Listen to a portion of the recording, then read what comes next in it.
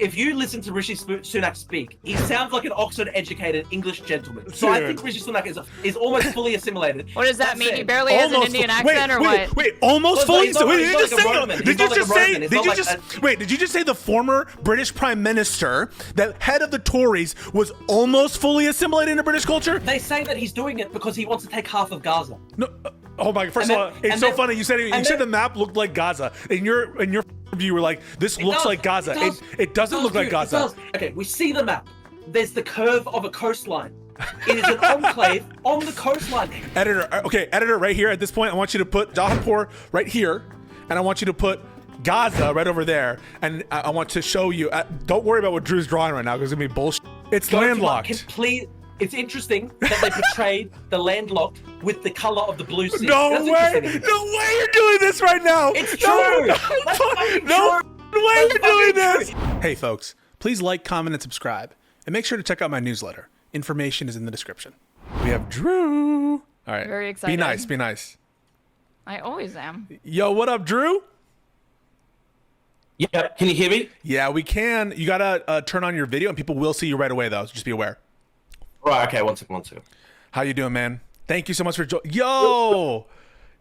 I love the bookcase, bro. Thank you, man. Listen, can you give me a moment? I just gotta try. I'm trying to add it to my stream as well. So yep, take your time. Quickly. We're chilling, man. Thank you, man. Thank you. Cool. I love the hairdo, man. Thank you, man. Thank you. No, cool. I just wanna hang on. All right. By the way, this is Erin. Hello, Erin. How are you? Nice to meet you. Very nice to meet you, Drew. She knows you. I'm very excited. She follows you on Twitter. Conversation. Oh, that's good. Huge fan. We're both big fans. Okay. Yeah, of course. Just trying to. Don't worry. We're cool. We're chilling. Yeah. Cool. Thank you, guys. I'm just trying to simulcast it to your channel. Yeah. Yeah. How's the weather down there in Melbourne? No, Brisbane. It's good. We've got it's actually quite good. It's winter, but it's quite temperate. It's like 20 degrees Celsius. I don't know what that is in Fahrenheit for you guys. It's not cold. It's nice. 60, right? Is it 60? Yeah, something about that. That's our winter, so it's good. Is that right, Erin? I don't know. Let me check, actually. Right. Is 2060? Hang on, I'm just... Okay. Everyone's fucking with tech stuff. Is 20 degrees cold? That's not 20 degrees. How much is 20 degrees in Fahrenheit? 68. Wow, I was kind of close. Let me just quickly ask my guys. Guys, can you hear on my end, please? Let me know. Please let me know. Testing. 1, 2, 3. All right, give me 1 second. I'm just gonna take your time. I'm just gonna change something up. Okay. Is that a corduroy jacket? What do you think, Erin? Oh, you're muted, Erin. Look, he's off. Okay. You have a question while we wait. Zero cool. What's your question? Australians have the best English accent. I won't hear it. It's all right. What animal was on his lap? I think that's a dog. What animal on your upper lip? Sorry. Don't act like you don't like the mustache, right? Like you brought it up multiple times. You like it. I love the mustache. It's an amazing conversation topic. Don't act like you don't find it aesthetically pleasing. It's a good icebreaker. You don't just like it as an icebreaker. You think it's a good look. Okay.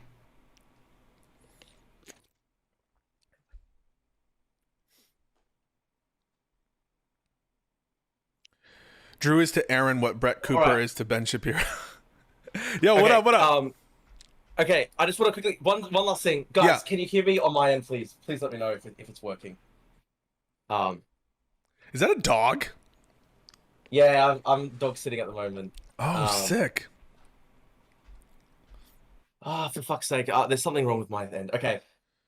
One last thing. Okay. Fuck's sake. Yeah, take your time, man. We got the audio all here. Someone said Groucho Marx looking ass. You guys, Erin has perms to make fun of it. That doesn't apply to you guys. That does not apply to the chat. Yeah, stay in your lane or pay him money. For money, he'll be a little pain piggy. Tollybot says, I'm gay, and even I know the mustache is a bad look. Oh my god. What would you know, It's Tolly? bad? Yeah, It's she said it's bad. Tolly said it's bad. Look at what you started. I think you started it when you made that grooming choice. It's just me, though. Don't talk about grooming, all right? Not around Drew. Owned. Fucking owned. Well done. I'm so upset that he wasn't here to hear it. And obviously, I'm talking about his obsession with grooming gangs in the UK. That's all I mean. Yeah. Don't want to get into a very long discussion on that. I wish you were here to hear that.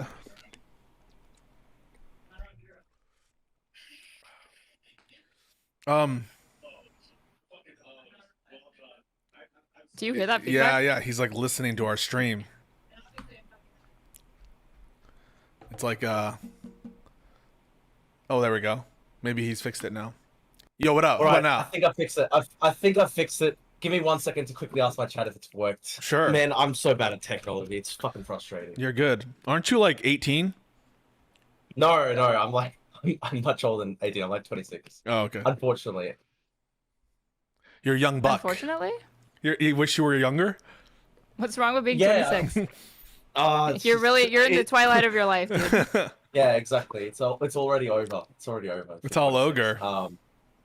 Yeah, exactly. 1 second. I'm just gonna make sure that it's streaming on my end. Fuck, it's just. Oh my god, man. I'm not good with tech. Okay. Okay, yeah, it's working. It's working. Okay, cool. All right. And All right, hey, Drew, and if you need audio from like one of our streams, I'm giving you permission to take it from either my stream or Aaron's stream. I've just opened up like your stream on YouTube and I'm just putting it on my YouTube. Okay. I don't know how to use the Discord server yet, unfortunately. Fuck's sake, but it's okay. Sorry about that, man. That's okay.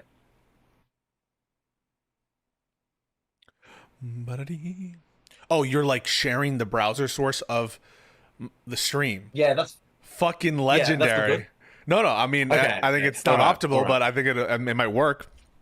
It's obviously not optimal. I haven't worked out how to use like Discord yet or any of this stuff. I'm dog sitting for 3 dogs, but thank you. Three I'm sorry dogs? that it took so long. Yes, 3 dogs in my. I'm sorry. Okay. Thank you for your patience, guys. No, of course. Listen, I've been wanting to talk to you, have another conversation with you for a while now. And I thought that there's a number of things we've got to discuss. Obviously, want to discuss Superman. Yeah. There's 2 other things I think we should discuss as well. Zoran. One being Zoran, of course, and then the other one being Ethan. When it came to the grooming gangs in Ethan as well. We'll talk about Ethan. But when it came to the grooming gangs in January, you were telling me you had all these arguments saying like, oh no, this is actually sort of like a right-wing beat up. There's no actual real evidence of any disproportionate effect and stuff like that. There's now been an independent government report that's come out in June, and the government report that came out in June that's independent said that it actually was disproportionately Pakistani men who were involved in the grooming gangs, and also that it was genuinely that all levels of the British state failed to address that thing because they didn't want to be seen to be racist. So I would have you rewatch that debate and play close attention to the claims that I was making, and I think that it would benefit us to look at that video and what the claims were, because I think the question was basically, do we attribute this to Islamic culture, and do we think that there's a basis because I don't think it's Islamic culture. I don't think it's Islamic culture. I think it's like rural Pakistani culture.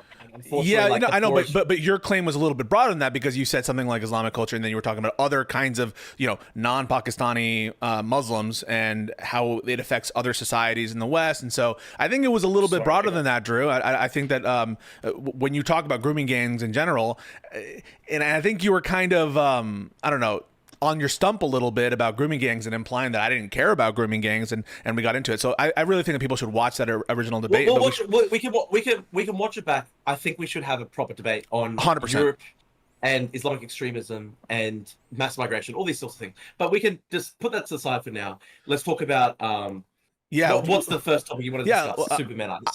I think the first thing we should discuss is Zoran. I think that we should discuss that first. Because I think it will play in, and I think it has to do a little bit with anti-Semitism in general. and allegations of anti-Semitism, and that might actually like bring in and bring in like other issues related to the Superman and actually what's going on in Australia as well. So yeah, I'm like, what's your fucking beef with Zoran? I think you're going unhinged on Twitter. You're like going after his wife. You're like saying all this unhinged shit. I didn't go after his wife. I didn't go after his wife. I actually said his wife was beautiful. I actually was complimenting her, if anything. You said, wait, can I quote it? I don't think can I quote it? What did you say? All right, quote. Yeah, this sure. Is, I actually said it's difficult for me because I hate Zoran, but at the end of the day, I'm a Greek Cypriot Levantine man, and she's a Levantine beauty. And listen, I was actually saying it in a positive sense. I was saying it pained me the fact that I did find his wife to be a lovely woman, despite the fact that I hate him. It's a difficult thing for me, but that's it. Isn't that a bit? So you said, quote, two wolves battle within me when I see Zoran's wife. Part of me instinctually wants to call her mid, purely despite the Twitter leftists who hate me. But another part of me is beholden to my ancestral Levantine memory from Cyprus. Thousands of years of best ever shit post. That was one of my best ever shit posts. Thousands of years of evolution. Thousands of years of evolution telling me to appreciate profound aristocratic Levantine beauty. Fucking dilemma I would not wish on my worst enemies. Yeah, that was actually that was literally one of the best tweets I've ever came up with. I'm very proud of myself for coming up with that one. I actually laughed at it for so long. Okay, I think people don't realize that. I think people don't realize that I have a lot of look. My Twitter's like 80% serious and then 20% shit posting, and I laugh at my own jokes all the time. And I thought that was a very funny joke. There is a grain of truth there in the sense that like I hate the sort of Zoran personality call, and everyone was going like, "Oh my god, they're the hottest couple in history." Like part of me just wanted to be like, "No, I fucking hate you guys." But then I had to admit there's a sort of dilemma within me in the sense that, you know, I'm a Greek Cypriot bloke. She's this Syrian beauty, and you know, lovely. It's difficult, okay? So we can move on to let's get back to the substance here. Yeah, because we'll move on. So the actual substantive disagreements. We can go to the substantive disagreements. Yeah, because so obviously, you obviously don't support Zoran's campaign. No, I'm obviously strongly against him. Yeah, and you would if you were here and if you were an eligible voter in New York City, you would vote for Mayor Adams. Is that right? Look. I freely acknowledge that Eric Adams is retarded. He's not exactly a good politician. The Turkish corruption thing is bad, but I did say this is maybe this is a bit of a shit post on my end, but I did say, listen, my family are Greek Cypriot of origin. We lived under the Turkish hegemony for 400, 500 years. They probably had to bribe the Turks. What is all this ancestral memory shit? Why is that like influencing your modern opinions? Like the evolutionary track and the Turkish connection to Cyprus. I'm a little bit shitposting. I freely acknowledge that Eric Adams is retarded. He's pretty stupid. He's an anti-Semite. I don't know if he's actually an anti-Semite, but he's pretty retarded. He defended Louis Farrakhan. That was one of like the main things. Oh yeah, he did. obviously that's retarded. I'm not gonna he come out talked here to and say, Sneeko. Yeah. He was with Sneeko. That was bad. I criticized him for talking to Sneeko. So if Zoran Mamdani defended Louis Farrakhan and hung out with Sneeko, you wouldn't be posting about it? I would. Yeah, I'd be against that, and obviously I'm against Eric Adams for doing that. I don't look. The truth is, I don't know who I would vote for if I was in America. Every option's pretty shit in the New York City mayoral race, unfortunately. Maybe like Thomas Wilder or something like that. I don't know. It's a shame. It's a shame. Like I obviously think Cuomo is a sex pest and an idiot. I was going to say grooming gangs. I hope. Yeah. Cuomo's a no-go, right? Cuomo's a sex pest, and he ran literally the shittest campaign in history. And Eric Adams, like, I find Eric Adams really funny. Like, I kind of support him as a meme because he's just so fucking funny. Like, I love that video where he's going like around that teenager's room and is like, check your teenager's pillows for like hollow point bullets and fucking AK-47s. You thought that was he's a cool? funny guy, but he's funny. He's funny as fuck. Like, I think Eric Adams is like probably one of the funniest politicians in America, probably just as funny as Trump. But I freely admit that he's like objectively pretty bad. And he's working with Trump on ICE and stuff is very bad, of course. I think Zoran is bad because I think at the end of the day, Zoran is essentially like his political outlook is very much shaped by like kind of like third worldist, anti-imperialist kind of hard left wing politics. And that's what I don't like. And I don't want that to be the future of the Democratic Party, because if that's the future of the Democratic Party, I would feel extremely politically homeless when it came to American politics, because I'm obviously not somebody who likes third worldist politics where you think America is like Turtle Island. Can you explain a little bit what do you mean by third worldist politics? Yeah, like it's basically the worldview that America is, at the end of the day, an inherently racist and terrible settler colonial power. It's shaped by 400 years of white supremacy and racism, and white Americans are like pretty much innately racist, and if they're not racist, they have to struggle not to be racist, and it's just all this poisonous, toxic race communist stuff. Like, and like he said that he doesn't like capitalism.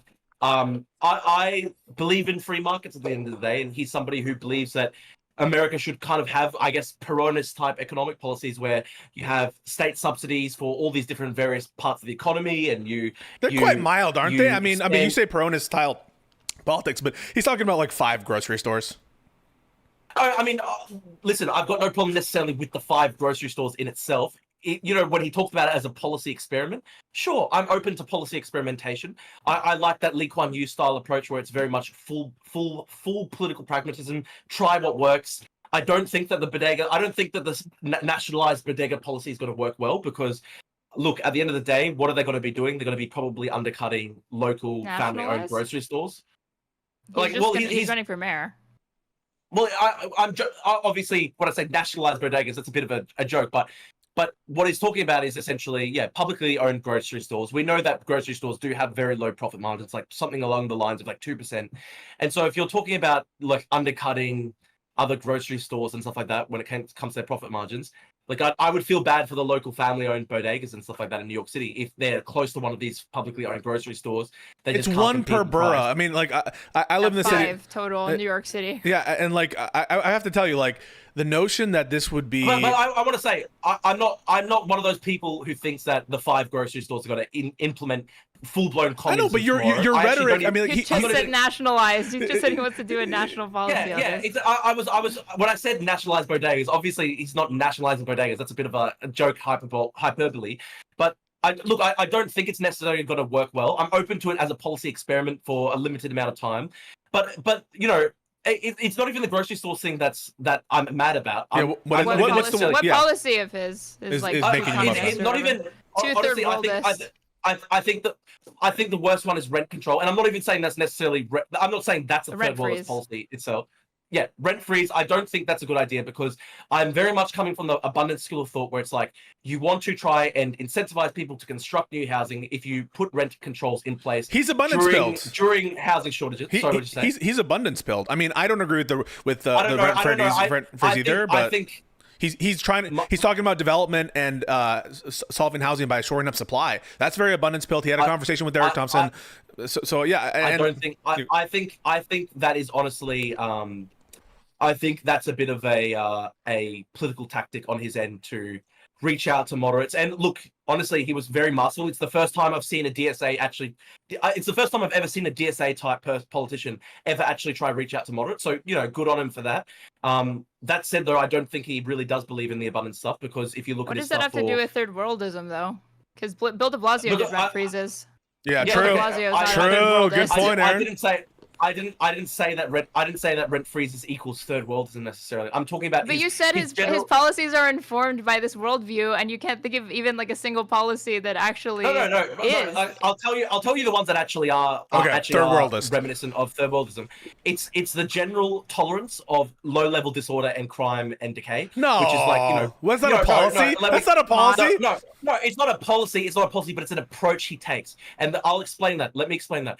He has literally 5 years of posts talking about defunding the police. He literally says, no, defunding the police isn't just rhetoric. We want to literally take money away from the NYPD. He said that for 5 years. I know that during the campaign, he walked away from that slightly. But, that's in his heart of hearts. If he's gone on about that as his central issue for so many years, that's his heart of hearts. His heart of hearts is he wants to defund the police. He had a tweet from 2020 where somebody was laughing about seeing a police officer cry in their car. And he was like, haha, nature's healing and stuff like that. Tweets aren't policies. I know that. And if he updated it, doesn't that show you he obviously understands that it's important to like moderate his message? But I don't believe it. I just don't believe it. That's it. I just don't believe it. I think at the end of the day, he's going to be beholden to a general left-wing outlook that is far more left-wing than I am in a whole range of different policy areas. And that's beholden to a left-wing outlook, even though he moderated to appeal to more centrist voters and abundance liberals. Okay. But dude, everybody knows that during elections, politicians moderate and stuff like that. But what's in their heart of hearts? I honestly think in his heart of hearts, he's very much anti-police. He's very much anti-establishment. He's very much against the concept of America being a nation state. And what? so Where are you getting that from? He's against America as a nation state? I've got lots of evidence for that. I mean, Lots you've of got tweets. 5 years. Yeah, but that is okay. What if okay? Do you think that my tweets reflect my opinions? Like They can, yeah. When people tweet, yeah, exactly. So he's Or whoever he's pays got- you. Sure. Oh, yeah. Okay. Do you want to explain that to me, Erin? Whoever pays me. No, it's okay. Continue. No, Continue with the point. I didn't that's- mean to interrupt you. no. That's a obviously very serious. it's inflammatory. It's serious, yes. It was Yeah, just, you're it was just claiming- a little joke, the way that you were No, joking I know, about but you're Lauren's wife accusing earlier. him of being a But shill. you're accusing me of, I don't know, being paid by Mossad or something like that. I or was being joking paid by- about him being a show. Okay. Okay, why, so you like, can't substantiate what's the basis it. of that joke? So you can't. Okay, do you want to substantiate that or? Yeah, or no? share it, Aaron. No, I just was joking around. Okay, all right. Well, okay, we'll go on then.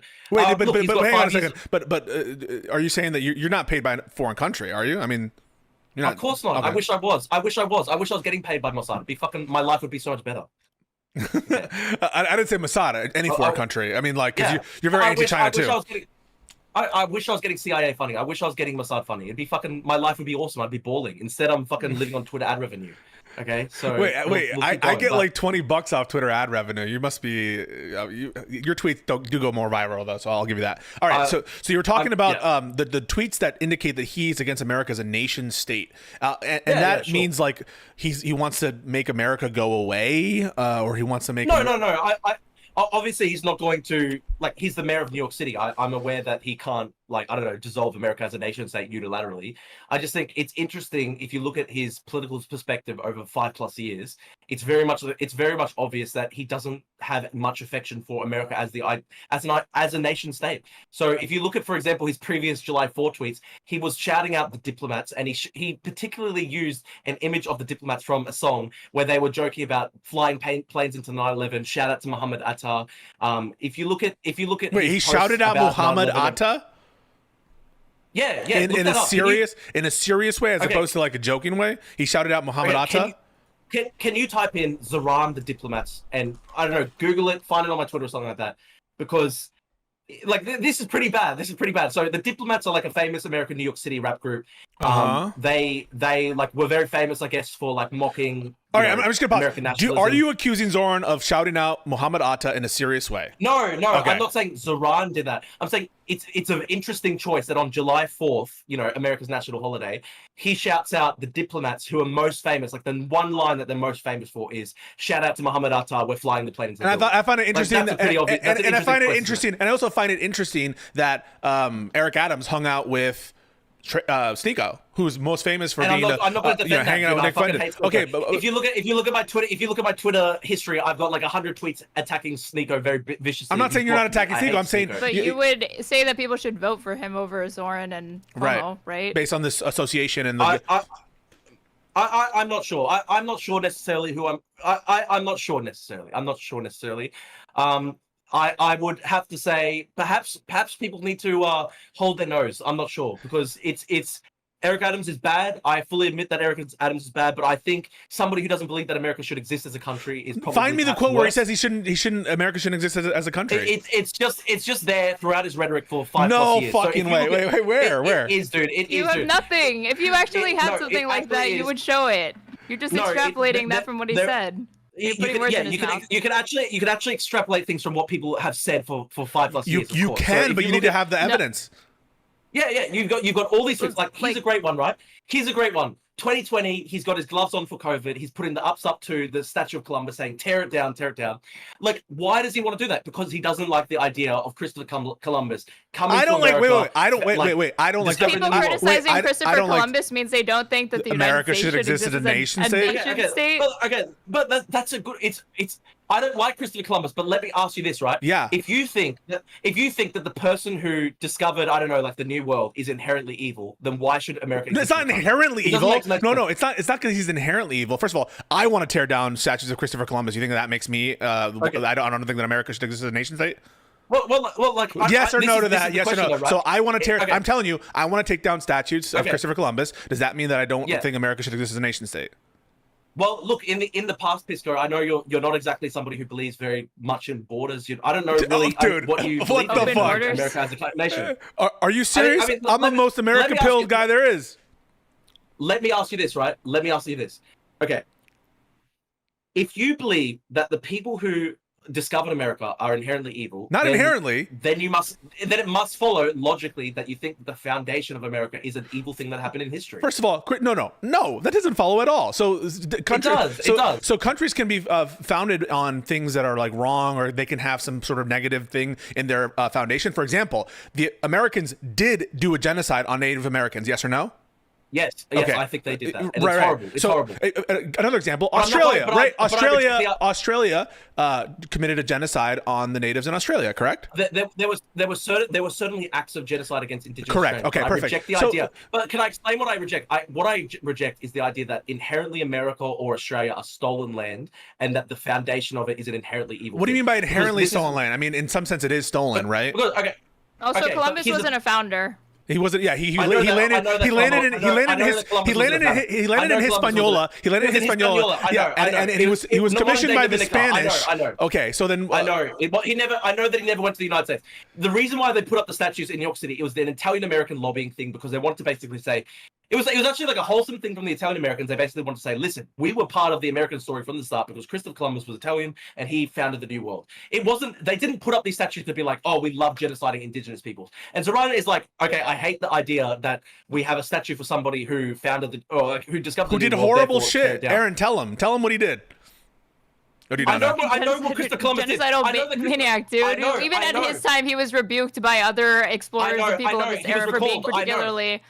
Okay, I've done Okay. essays. I've literally written historical essays on this. I'm fully aware of the fact that Christopher Columbus did a lot of evil shit. I'm just saying, what is the actual? It's like the Churchill statues in Britain, right?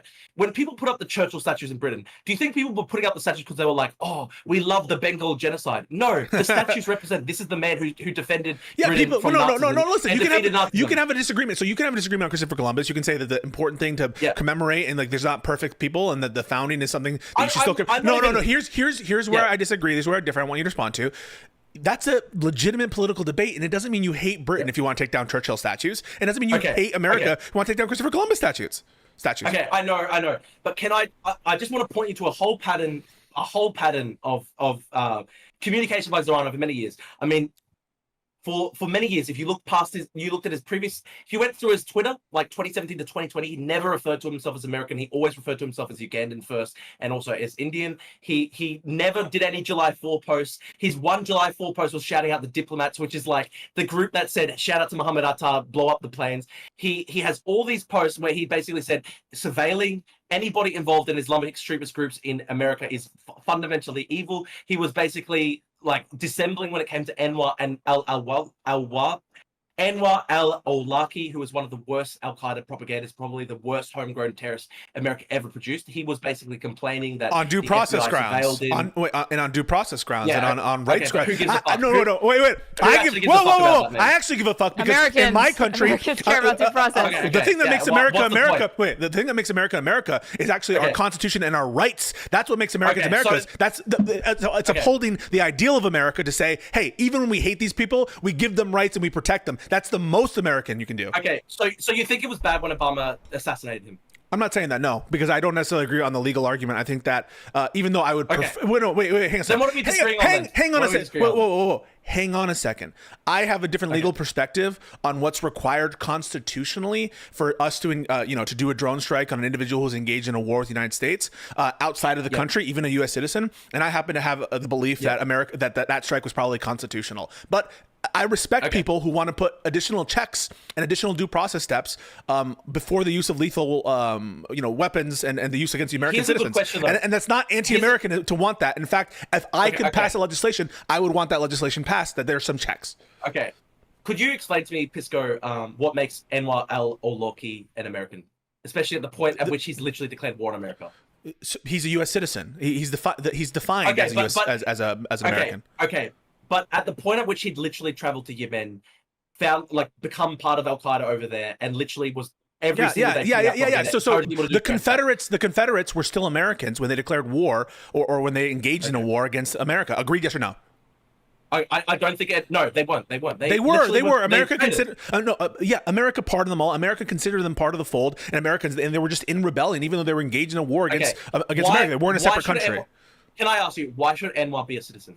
What do you mean? Why should? I don't understand. He is. Why should? Yeah, okay, but why should you not strip citizenship from literally? Because I don't want to. This is why the Constitution grants Congress the power of naturalization, not the power of denaturalization. And this is evident in the case law that just because Congress can grant citizenship doesn't mean that they can take it away. And the only exceptions for that are when you commit fraud in obtaining citizenship. That's a historical exception, and when you voluntarily renunciate your citizenship. Other than that, I don't want to give Congress more authority to deprive people of citizenship, but it's a moot point anyway, because it's not about the actual legal issue here. It's about whether or not you're anti-American for wanting more procedural guardrails before you use lethal weapons on other Americans. I think that's fine. Okay, yeah, definitely the case that Zoran was just concerned about procedural guardrails when he literally just said basically all post 9/11 terrorist surveillance was wrong. He actually had a post where he said 50% of people who've been arrested for terror-related incidents post 9/11 have been caught up in FBI stings. Wait, have you heard? This is horrible. Wait. Have you heard the crazy shit? Wait, no, because you don't care about freedom and you don't care about rights. So there's crazy shit, crazy profile. Wait, no, it's true. Like that's so dumb, man. That's so dumb. Wait, what's dumb about that? What's so dumb about that?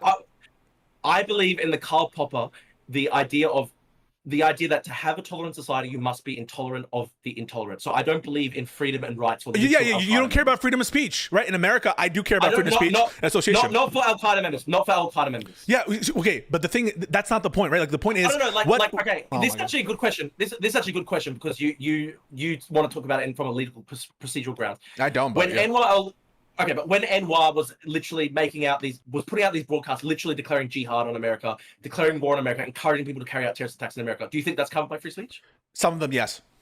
Not all. Really? Not all. Depends. Really? Yeah. So I actually want to say this is actually. I'll just explain my perspective really quickly, right? If you're a first generation migrant to an English speaking country, a Western country, right, and then you actually end up declaring war on that country. I don't care if you were born in that country. If you declare war on the country and literally encourage terrorist attacks, I don't think you should be a citizen. I think it should be stripped of you. Yeah, because you're a government bootlicking shill, and you want to give the government the power. Okay, how's that bootlicking? It is. Can you explain how that's bootlicking? Yes, are you American? Why? Are you American? No, I'll give you an example. Right? Yeah.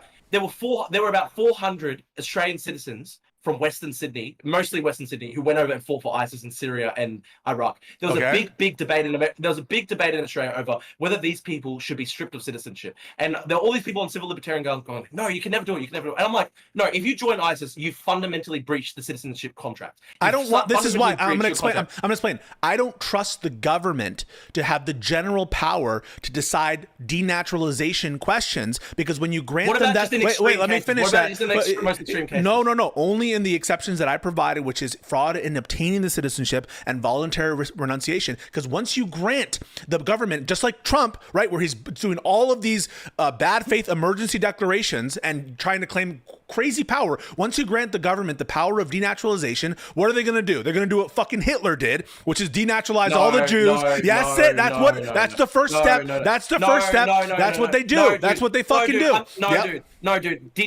What I'm talking about is denaturalizing like 50 of the worst jihadists. You're saying only in extreme circumstances. And what I'm telling you is, once you grant that authority to the government, they're gonna define their emergencies the way they want. Singapore does this. Singapore does this. Singapore carrying out a Holocaust. So I'm an American. I don't trust. So Trump right now is declaring all sorts of emergencies. He's claiming the right, and one of the key things that he's trying to do is trying to claim that the citizenship clause doesn't apply to people because what he wants to do, Drew, is send them to fucking foreign gulags in El Salvador and take away their citizenship and take away their rights. But that's what happens when you give this power of denaturalization to the government and just say only for emergencies. That's why the power to naturalize. That's why in the American Constitution. Under the American Constitution, the power to naturalize is given to the Congress, but not the power to denaturalize. Can I ask you a question though? Just as a philosophical, let's talk about this from a philosophical idealist perspective, right? Why would it be good for a country let's just talk about a very limited circumstance, right? Very limited circumstance. Two parents from Yemen moved to America. They hate America. They've got Islamic extremist views. They literally support terrorism. And in this thought experiment, right, they have a child on American soil. That child then becomes a citizen. 20 years later, that child is literally advocating jihad, total warfare against America, literally advocating terrorist attacks against America. At what point does that actually benefit America as a country? I don't know that I'm it talking would. about this It'd just limited- be considered like a limited thought criminal experiment. act of incitement. It's criminal. Why would it necessarily lead to something that means that they have to be stripped of their it citizenship? is a question though. Like it is an actual question. Like what makes them part of the country? What makes them part of the nation? The I don't fact, understand. the fact that we had a civil war The over, fact that they were born on magic, but was it the fact that they were born on magic soil? No, it's the fact that I'm going to tell you, we had a civil war over these questions of citizenship. You're laughing, but like Dred Scott was fundamentally a decision about whether black people are considered citizens. It's And they should interpreted. be considered citizens, of course. I know, and so we had a war, and so what we resolved what we resolved as a country is that these issues of citizenship were dividing the country, and we said this is a hard, fast rule. We are going to adopt the English common rule of birth by territory, citizenship via territory, and at the time, then existing at the time, and if you're born on the territory of the United States, you are a citizen. We had to fight a whole civil war over that issue, and we said persons born in the country get that citizenship right. I think when it comes to the fact that African Americans are citizens, of course, that's a great principle because they were in America for 400 plus years, 500 plus years in many such cases. So of course they're citizens. But if you're somebody who's turned up yesterday, you hate the country, and then you have a child, and then that child grows up to hate America, I don't understand what actually links you to America as a country, as a nation. Well, listen, the implication is that we should decide these citizenship questions on like individual bases, and like what the rule is should be dictated by like the. Let me fucking finish the point. Like you're implying that the general rule we should establish for how you obtain citizenship should be based on this hypothetical, and that's such a preposterous thing to say. Like because I can conjure up some hypothetical, we should base the general rule on this hypothetical you created. No, I'm not even asking you to base it on this general hypothetical. All I wanted to ask, the reason I raised that hypothetical was I wanted you to think through the implications of every single person who has ever existed who just gets the citizenship becomes part of the American nation, even if they hate the country and they're actually advocating. That's true. What does their like ancestry have to do with it? Why are you more American because you have like third, fourth, fifth generation ancestors from America versus ones that are like newer? I think that is part of that. African Americans have 500, because 400 plus years. If you got 400 plus years of ancestry in America, of course you're more American than Enwal Al-Awlaki. Well, I have to say, in what sense, right? Because in what sense? Because I'm going to tell you. Wait. Let me explain. No, I'm going to respond to what you just said, right? You just said how are you more American? I think in some cases the biggest threat to America right now are from American citizens, multiple generations who voted for Trump. The threat to America and Americanism is Trump and MAGA, and these people have bloodlines going back, many decades, oftentimes. So there's no like. So when you say they're more American because they've been here longer, it sounds like you're implying that there's something inherent to their ethnicity or their lineage. That's what makes them more American, but that's not at all true.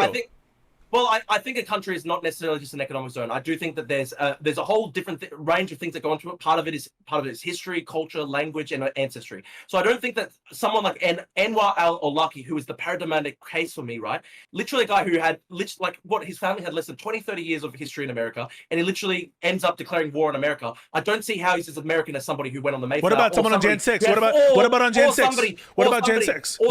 Or somebody who went back 400 years in terms of African American. So I think it's really un-American to attack the Congress to try to overturn a presidential election, and there are many. I think that is fundamentally anti-American. So would you denaturalize everyone who did that? If they were a migrant, there were migrants there at that rally. Of course, if they were migrants, they should be denaturalized. Wait. No, first of all, when you say if they're a migrant, you mean to say if they weren't born with citizenship? Is that what you mean? That they're citizens? So because denaturalization only applies to citizens. So as a default, they're citizens. You're saying you would only support denaturalization if they weren't natural born citizens. But like, why? Well, if you were a migrant who came to America 20 years ago and then you went participate in January 6th, why would you be still allowed to be a citizen? You literally tried to overthrow the government. Wait, but why isn't that true of someone who was a natural born citizen? Why shouldn't you be denaturalized? I think. Look, I'm literally the descendant of migrants to Australia. I didn't ask that. My family's got about. I'm trying to explain my point of view, right? I'm actually trying to outline, I'm trying to outline and elucidate my views. my family, right, has 60 years of history in Australia. I don't think I'm as Australian as somebody who's an Indigenous Australian who goes back 40,000 years, or somebody who goes back to the founding of European Australia 300 years ago. I think I am more Australian than somebody who came yesterday, but I'm not more Australian than somebody who literally has 40,000 years of Indigenous history in the country, or somebody who has, like, I don't know, like 300 years of European Australian ancestry as well. So I think that's pretty rare. I think your analysis of being like the amount of years is fucking stupid. Like it's just a binary. Either you are or you aren't. What is it? Well, I don't understand, like, factoring in all of these other things, like great question. Nonsense. This is a great question. Things. Great question. Okay, great question. This is a great theoretical question for you, Pisco and Erin. Say a Native American person who has like 1,000+ years of ancestry in what is now the modern day United States. Do you think that they are more American than Anwar al-Awlaki, the guy who came over to, like, he naturalized it? No less. No more, no less. No. No, that's wrong. That's so wrong. They're both American. Of course, do you think that this sort of, like, this sort of understanding of citizenship should be applied, like, with every nation? Any developed nation would look at it this way. I think that people's history, ancestry should come into it. I don't think it should be. I'm not advocating. I'm not one of those retarded heritage American type people. Who think you sure? You know, like when you have Jenny Vance, people going like, "Oh no, you're only allowed to be in the country if you've got like fucking great grandparents buried in the gravestone." No, that's not what I'm saying. But I think if you don't, it should make you vulnerable to being denaturalized. Well, no, only in circumstances where you actually want to try to overthrow the country. So if you were somebody who has 20 years of history in America and you go to January 6th and you try to overthrow the government, you sound like a wokey, Drew. You sound like a woke scold, because you're basically doing this oppression Olympics and you're doing this kind of ranking of oppressor oppressee. It's actually true though. No, dude. It sounds like you're trying to take a view of it where you're going to apply this harsh sanction to people based on like the amount of years they've been here. Where if you were going to ask me subjectively what's more or less American, whatever that means, I would say that for anybody, like regardless of how many years their family have been in the country, to attack the Capitol and to try to prevent the peaceful transfer of power, if anything is un-American that should undo whatever amount of like years calculation you're doing, it should be that. But, I agree. But you're making a distinction. But you're making a distinction. You're like, well, if you are a Jan Sixer who's a citizen who has family going back 200-300 years, don't denaturalize. But if you're a Jan Sixer who is a citizen who doesn't have that same lineage and maybe was originally a migrant, you should denaturalize. And that seems to be, and the difference there seems to be like inherently tied to ethnicity or race or something. I think you can't be. I think you couldn't be deported if your family has more than 50+ years of history in the country. Okay. I think it's fucking stupid. I think it's dumb as fuck. And also deported where though? Like, have you thought through the logistics of this? If we were to denaturalize all of these people, where are they going to go? You're going to obligate other countries to take citizens that are not theirs because the United States doesn't want to take responsibility for their own citizens. Yes. So, for example, Britain should deport the Pakistani gang rapists to Pakistan. Even if they're not Pakistani citizens? And when they denaturalize citizens? British-born citizens, what about the white ones that have been there? Where are they going? I think if you're a Pakistani migrant to Britain, that's not what you were asked. That's not what you were asked. Not those. The white. I don't care if you're born in Britain. If you are a Pakistani gang rapist, you have to be. No. If you're a white person of Anglo heritage, white groomer, where do you say? Of course you can't be deported because you've got 1,000 years of history in the country. Because they've got 1,000. Because England is. So you're basically saying that you're applying a different lens based on race and ethnicity and heritage. Well, not necessarily based on race. It's just that England is historically an English country. So but for your Palestinian ethnicity, but for your it all else equal, right? They're both British citizens. Yeah. The but-for difference in how you would treat them is their Pakistani heritage. Yeah, of course. Yeah, absolutely. Dude, do you think Pakistani people were in England 1,000 years ago? They didn't sign the Magna Carta. So why would they take in new migrants who have carried out rape gangs? I don't understand. The people in modern era didn't sign the Magna Carta either. Well, they descend for the people who did. Who the fuck cares? England is a country for English people. I don't care. England is a country for English people. Okay, so now we say it's a country for English people. You said the whole question is ethno-states. Yeah, you said you didn't want ethno-states. And I'll explain. I don't want full ethno-states. I think migrants can come to England and assimilate into English culture. But if you carry out a rape gang, you've clearly. But this is circular, right? So we're talking about what makes someone an English person, right? So we're trying to define what is an English person. it's multiple different things. It's culture, history, language, ancestry, multiple different things. But part of that is your blood, right? If you're an Anglo. Yeah, part of it is ancestry, of course. And if you are a new migrant to the country and you carry out rape gangs or you carry out terrorist attacks, you've basically declared war on the host population. Why not just deal with that British person who does all the same things? You think they should not be denaturalized? Well, of course they can't be denaturalized because England, at the end of the day, is ultimately a country for English people. That's not of course. That's not an of course. It's a completely arbitrary distinction that you're making based off ethnicity, and you're appealing to where blood and soil where they happen to have been born or their ancestors are from. Explain to us, what do you think Britain is as a country? What do you think England is as a country? Britain is a... Wait, what do you mean what it is as a country? What do you mean by that? I actually want to I want to draw a distinction. You know, Paul Scalise Lindyman. Paul Scalise Lindyman actually has a really good distinction. Wait, I ask you a question. I know. I ask you a question. What do you mean by what is? I'm actually explaining to you. Okay. I'm explaining to you. I'm trying to explain. Paul Scalise Lindyman, he had a great distinction where he said there are thick cultures and there are thin cultures. America, Australia, the settler countries, right? They have more of a thin culture. They have much more history of migration. Whereas something like England or Poland, they have 1,000 years of history as terms of like a coherent nation state. So it's very much different. I think America and Australia and stuff like that, much more open to migrants, and it's much less tied to ancestry. I asked you a question. England, what do you mean by what makes Britain Britain? I don't know what you mean by that. Yeah. What do you mean by it? I don't think England is just an airport waiting lounge. So no, I'm asking you a question. What do you mean when you say the term or ask the question? What makes Britain a country? Yeah, what it is, not what it's not. So I'm asking you, what do you mean by that? I'm asking you what you mean. What actually is it?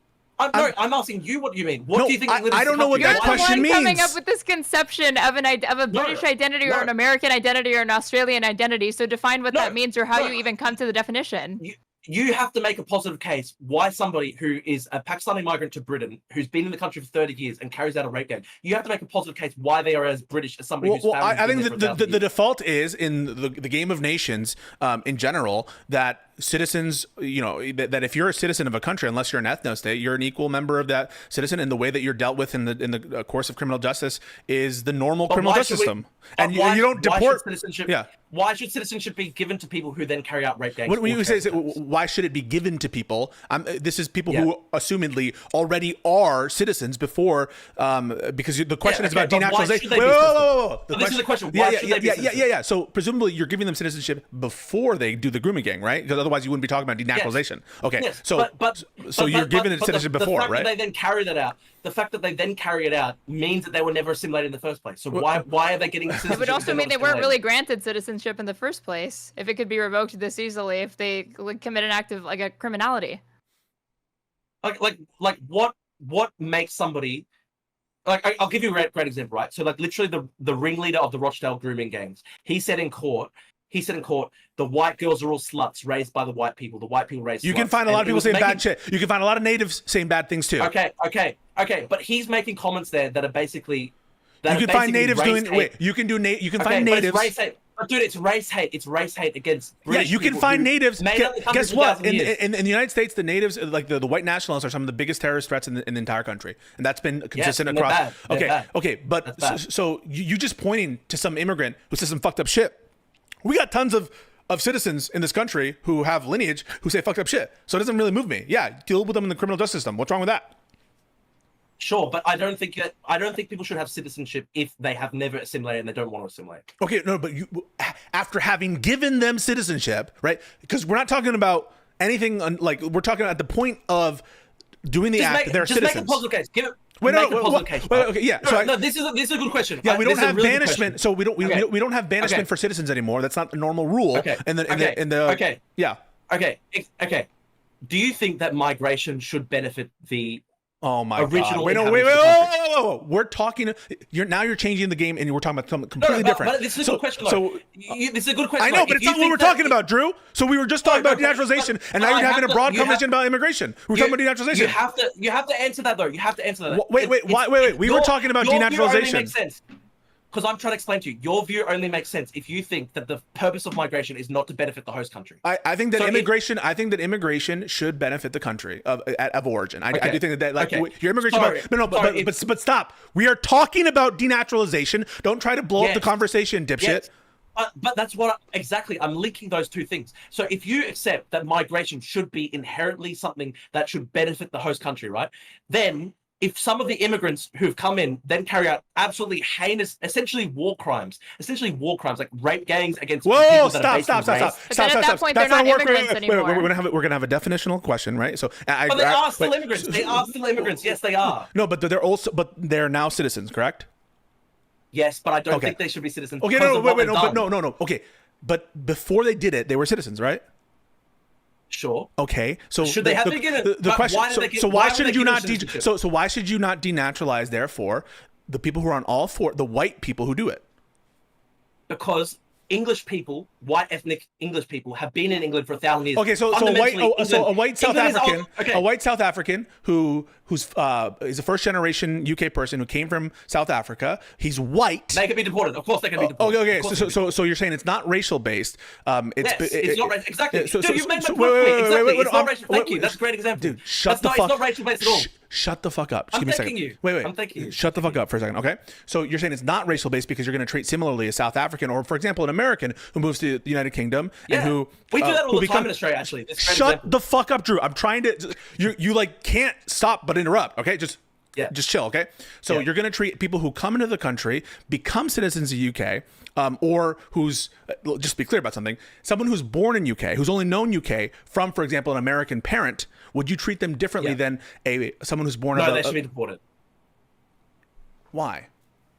He's only never known UK. He's only ever known UK. He comes from a fellow country of America, his parents come from a country that has an Anglo heritage. He is born in UK. He's only ever known UK, and you're telling me you're going to deport this kid to American parents who's only ever known UK, where? To America? That's an interesting edge case because I do accept your point that America is much more culturally similar to England than Pakistan. So that is a good edge point, actually. So wait, no, I want to hear an answer. So this child, I want to hear this answer. This child who has only ever known UK, he's born to American immigrants. He's a UK citizen. You're saying that you will deport him. I think you're right. That's a good edge case. That's something I'll definitely have to think about because obviously America is a lot more culturally compatible to Britain than Pakistan. That is a good point. I do want to say that in Australia, we deport English rapists all the time. We deport South African white rapists all the time. We deport American white rapists all the time. Like we have a really strict policy of deporting. We're talking about citizens, Drew. Drew, we're talking about citizens. And I've also got a great point here actually. So the Australian High Court has actually found in a case Brendan v. Love. It's a really famous case, actually. They found that Indigenous people of Indigenous heritage to Australia can never be deported, even if they're not an Australian citizen. So there were two New Zealand guys. Am I asking you for trivia? I'm not asking for trivia, Drew. Come on, let's talk about something. I'm giving you an example. The Australian High Court. That was basically the Australian High Court saying, okay, in some point cases, ancestry does actually influence these questions. If you've got 20,000 years of ancestry in Australia, you can't ever be deported. Of course, that makes sense to me, even if you're not a citizen. So you said it was an interesting question, an interesting edge case. If an American immigrant has a UK child in the UK and he commits some sort of heinous act, actually, you know what? That's Andrew Tate. That's actually literally Andrew Tate. Andrew Tate is literally the child of an American migrant in Britain. And to be honest, he actually should be deported from Britain. So that's actually a good case. I agree with you. So you're telling me that even of a child who was never known any other country, you're going to send them to the country that their parents were from? Well, I don't think that Andrew Tate has assimilated to English culture, so he should be kicked out. So this is my problem with that. So in general, you're introducing such subjective criteria, in my opinion, that it is granting massive powers to the state to abuse. In one case, talking about the state to determine cultural assimilation after the decision to hand over citizenship has already occurred. I don't trust the government with that power because I think they can apply it in an ad hoc way. Like you just said right there, there's no really guiding principles like, oh, is he fully assimilated? Is he not assimilated? At the point after you've given the citizenship, I think that's much too broad. And I wouldn't want to do that. Yeah. You know what? You're right though, that the number one thing should be making citizenship so much harder to get so that we don't have to have these big questions, of course. Okay, so can we go back to... Why do you think that people shouldn't just be prosecuted and jailed in the country that they commit the crime in? Because if you're a migrant to a country and you commit a rape, that is such a heinous offense against the host country that generously welcomed you in. And I want to say this, right? My family are Greek Australian migrants to Australia. If Greek Australian migrants to Australia were doing this in Australia, I would want all of them deported, and I'd say they're not my co-ethnics. I fucking hate them. Get them out of the country. Yeah, I don't. So for example, you agree that the vast majority of Pakistani British citizens do not commit these heinous acts, correct? Yeah, and so if they're not carrying, if they are patriotic and they don't carry out crimes, then they can be British citizens, of course. There's nothing wrong with it. But by virtue of the case, the very moment that you participate in a rape gang, or you literally carry out terrorist acts, or you advocate terrorism, that very moment you've literally basically spat in the country that took your family in, and therefore you should be fucked off. What about assault? Yep, that's bad too. Of course, should be deported. What about theft? I think yes, theft as well. I think if you're a migrant to the country, or your family new migrants to the country, you have a special responsibility. So this protection of citizenship, you're basically saying like this protection of citizenship is now wafer thin. Now the government can decide for whatever class it wants. But why do you think that citizenship should be this kind of like this? Like, okay, this guy's become a citizen. He hates the country. He's carrying out rape gangs, but we have to let him be in the country forever. No, why? Because you would necessarily be obligating a bunch of other countries to deal with the people that you're expelling them to once you no longer feel like dealing with them, even though they're native-born citizens of your country. I agree. Pakistan should deal with the Pakistani grooming gang. But they're not. But they're not. They're not citizens of Pakistan. I don't care. They should be sent back. What? But they're not going to accept them. They should put pressure on the Pakistani government to accept them. But like they're stateless. They don't belong there. They don't know that country, right? They're not part of that culture. They might not even speak the fucking language. And they're going to say the same thing. They should have thought about that. They should have thought about that. They didn't. Wait. The Pakistani government is going to say no. We're not going to take these people. I don't care. Put pressure on the Pakistani government. Wait, no. So this is an inherently, I think, chauvinist and Western centric, and frankly, no. I think it totally is. You're basically saying you're basically whoa. You basically said these are all the shithole countries that we can put our yes, that's what you're doing because you're treating them differently. You're saying UK is a very special place. Pakistan's very whoa. Pakistan's a very shitty place. Wait, Drew, listen to what I'm saying. So you basically saying this other country, Pakistan, which doesn't know this people, they're not citizens of Pakistan, they have to endure you sending the subset of UK citizens who have like some heritage going back there, and they have to accept the rapists, murderers, and thieves and take them back, even though they have no connection to this person other than the parent was connected to that country. What? Okay. Let me explain. If somebody carries out rape, murder, assault, by virtue definition, they're scum.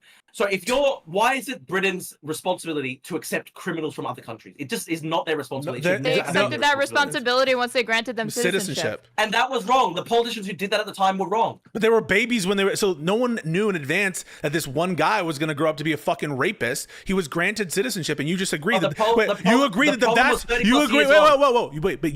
the problem, right, Drew? You agree that the vast majority of this group, call them Pakistani UK citizens, don't commit these heinous acts, and so and in general they're integrating well and they're being productive members of the society. Wait a second. I think there's overall massive problems with integration. But at least the vast majority are fine. Okay, you say the vast majority are fine, and so you said they shouldn't have been granted citizenship. Well, that doesn't really make sense because they wouldn't have known not to grant this. There's not like precog people who are deciding that these are the people who are going to grow up to be rapists that we can denaturalize them.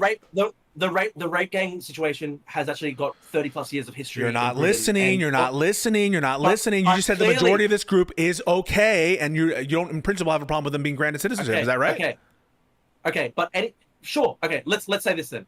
So they wouldn't know in advance. They wouldn't know in advance not to grant them citizenship because they didn't have precog, and they're not able to predict that this little baby is going to grow up to be a fucking grooming. Okay, fine then. We can accept that standard. Only on the condition that if they do grow up to do those things, then they should be kicked out. No, why? Because why? It's not Britain's responsibility to have a Pakistani gang. The fuck it's not. When you grant them citizenship, they're your responsibility, and Pakistan has no connection to this person. Then if it's Britain's responsibility because they gave them citizenship, then maybe it was a mistake to have the citizenship in the first place. But you just said, right, like in general, right, this is going okay because the Pakistani people, you don't have a problem with them. I'm not sure if it's going okay. I'm not sure if it's going okay. There's obviously massive problems of assimilation. Should there be a rule that makes it harder for Muslims to get citizenship in Britain? I wouldn't say Muslims in particular. I'd just say anyone who's coming from a non-Western country, there has to be very strong evidence of assimilation before they get citizenship. So if you engage in this sort of behavior in Australia, and there was a government that felt you should be denaturalized and deported, where should they send you? Well, yeah, dude, if I was waging war against Australia or I'd be deported, of course. Answer the question. But where to? Where are they deporting you to? Probably. Why? Cyprus. My family's. Because, if I was not Australian, if I hated the country, I was waging war against the country, either doing terrorist attacks or gang rapes, then why would I be in Australia? No, but are you a citizen of Cyprus? I think my parents have citizenship. My brother has citizenship. Okay, you might get citizenship. Oh no. So right now, no, you're not. You're not a citizen. I think you would know if you were a citizen of Cyprus. But I actually accept. If I were to be doing what those Pakistani gang rapists were doing in Britain, then I shouldn't be in Australia. Of course. No, but like, okay, so let's say that they decide, all right, Drew. Because I judge people. I judge people based off their actions, whether it's criminality or terrorism. So Drew, in this hypothetical, you do some heinous act, and they're like, okay, you're no longer Australian. We're going to deport you. And they say, all right, let's send him to Cyprus. And Cyprus says, wait, what the fuck? We don't want this douche. He's not a citizen. Now what? Well, honestly, if I was committing war crimes in Australia, of course I should be deported. I don't know why you keep saying war crimes, by the way. Like, what war? No. Like, I think honestly, like, for example, the guys who did 7/7, the guys who did the bomb. No, you were talking about rape. What's the war crime in like the grooming gangs? Well, I actually think it's almost like it's almost literally like a declaration of war on the host country. If you're a migrant carrying out rape gangs against native British people, it's basically a declaration of war on the host country. Okay. Can we go back? I got one more thought. Yeah. Wait. I have one more thought experiment on this. So let's say that the Likud party decides to and like Ben-Gvir or Smotrich. We should go on to Superman after this. Well, let's go to Zoran. The important stuff. Yeah. But after this, Superman. Okay, so in this hypothetical, the Likud party, like all of a sudden Ben-Gvir and the Smotriches are running the government even more than they already are now, right? And they decide that Mizrahi Jews in Israel are not really that Israeli compared to like Ashkenazi Jews within Israel. So if you had an example of a Mizrahi Jew that engages in this sort of criminality that you're outlining, a grooming gang within Israel or something, and Ben-Gvir says we need to deport them back to the Middle Eastern country from whence they came, you would support that? No. You know what's actually funny? Ben-Gvir himself is Mizrahi. Honestly, the most hardcore right-wingers in Israeli politics are Mizrahi. So it's a thought experiment. I didn't ask a hypothetical. It's a hypothetical. You're fighting the hypothetical. The hypothetical was presented. Answer it. Okay. Listen, I think that is a different situation simply because Why? Because the Mizrahi Jews were basically subjected to ethnic cleansing across the Arab nation states. So there's no actual home to go back to. It's different. If your family migrates to Britain from Pakistan, you've legally migrated. That's different to Mizrahi Jews who are ethnically cleansed from their home state. But okay, it's different. But why is it different that it affects the outcome here? Because in both cases, they don't have a home to go to. No, that's where I disagree with you. So if you have legally migrated to the country and you're not facing like intense persecution or whatever, you do have a home to go to. No, we're giving an example. I don't know why you keep fucking fighting the hypothetical. The example is you're a natural born citizen of the respective country and you just have heritage from the place, right? That's what we're talking about. Is you're a natural born. I'm telling you the difference between in both situations. So in both situations, they're both natural born citizens. So don't fight that aspect of the hypothetical. And in both situations, they don't have a home to go to. The Pakistani who was born in the British citizen with heritage with heritage in from Pakistan doesn't have a home to go to, and the Mizrahi Jew doesn't have a home to go to. They're both the same, right? I actually disagree with you there. I think Pakistani Britons who've gone to Britain as part of a legal migration. No, they haven't. They can go back. Stop fighting the fucking hypothetical. So what you're saying is that basically, if there's any sort of persecution in your heritage, then that means you should be given extra special considerations. You could find examples of a migrant that becomes a citizen in the UK, starts committing these acts of grooming or whatever, these war crimes, whatever it is that makes them eligible to be denaturalized. Why can't I make the same argument that because they've historically had persecution that they shouldn't be subjected to it? Okay, Pakistanis aren't treated very well. Good point. I'll give you my response to that.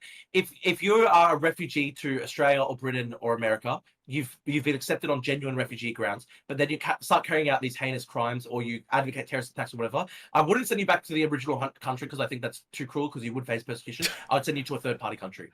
Wait, but you would do so. But hang on a second. Wait.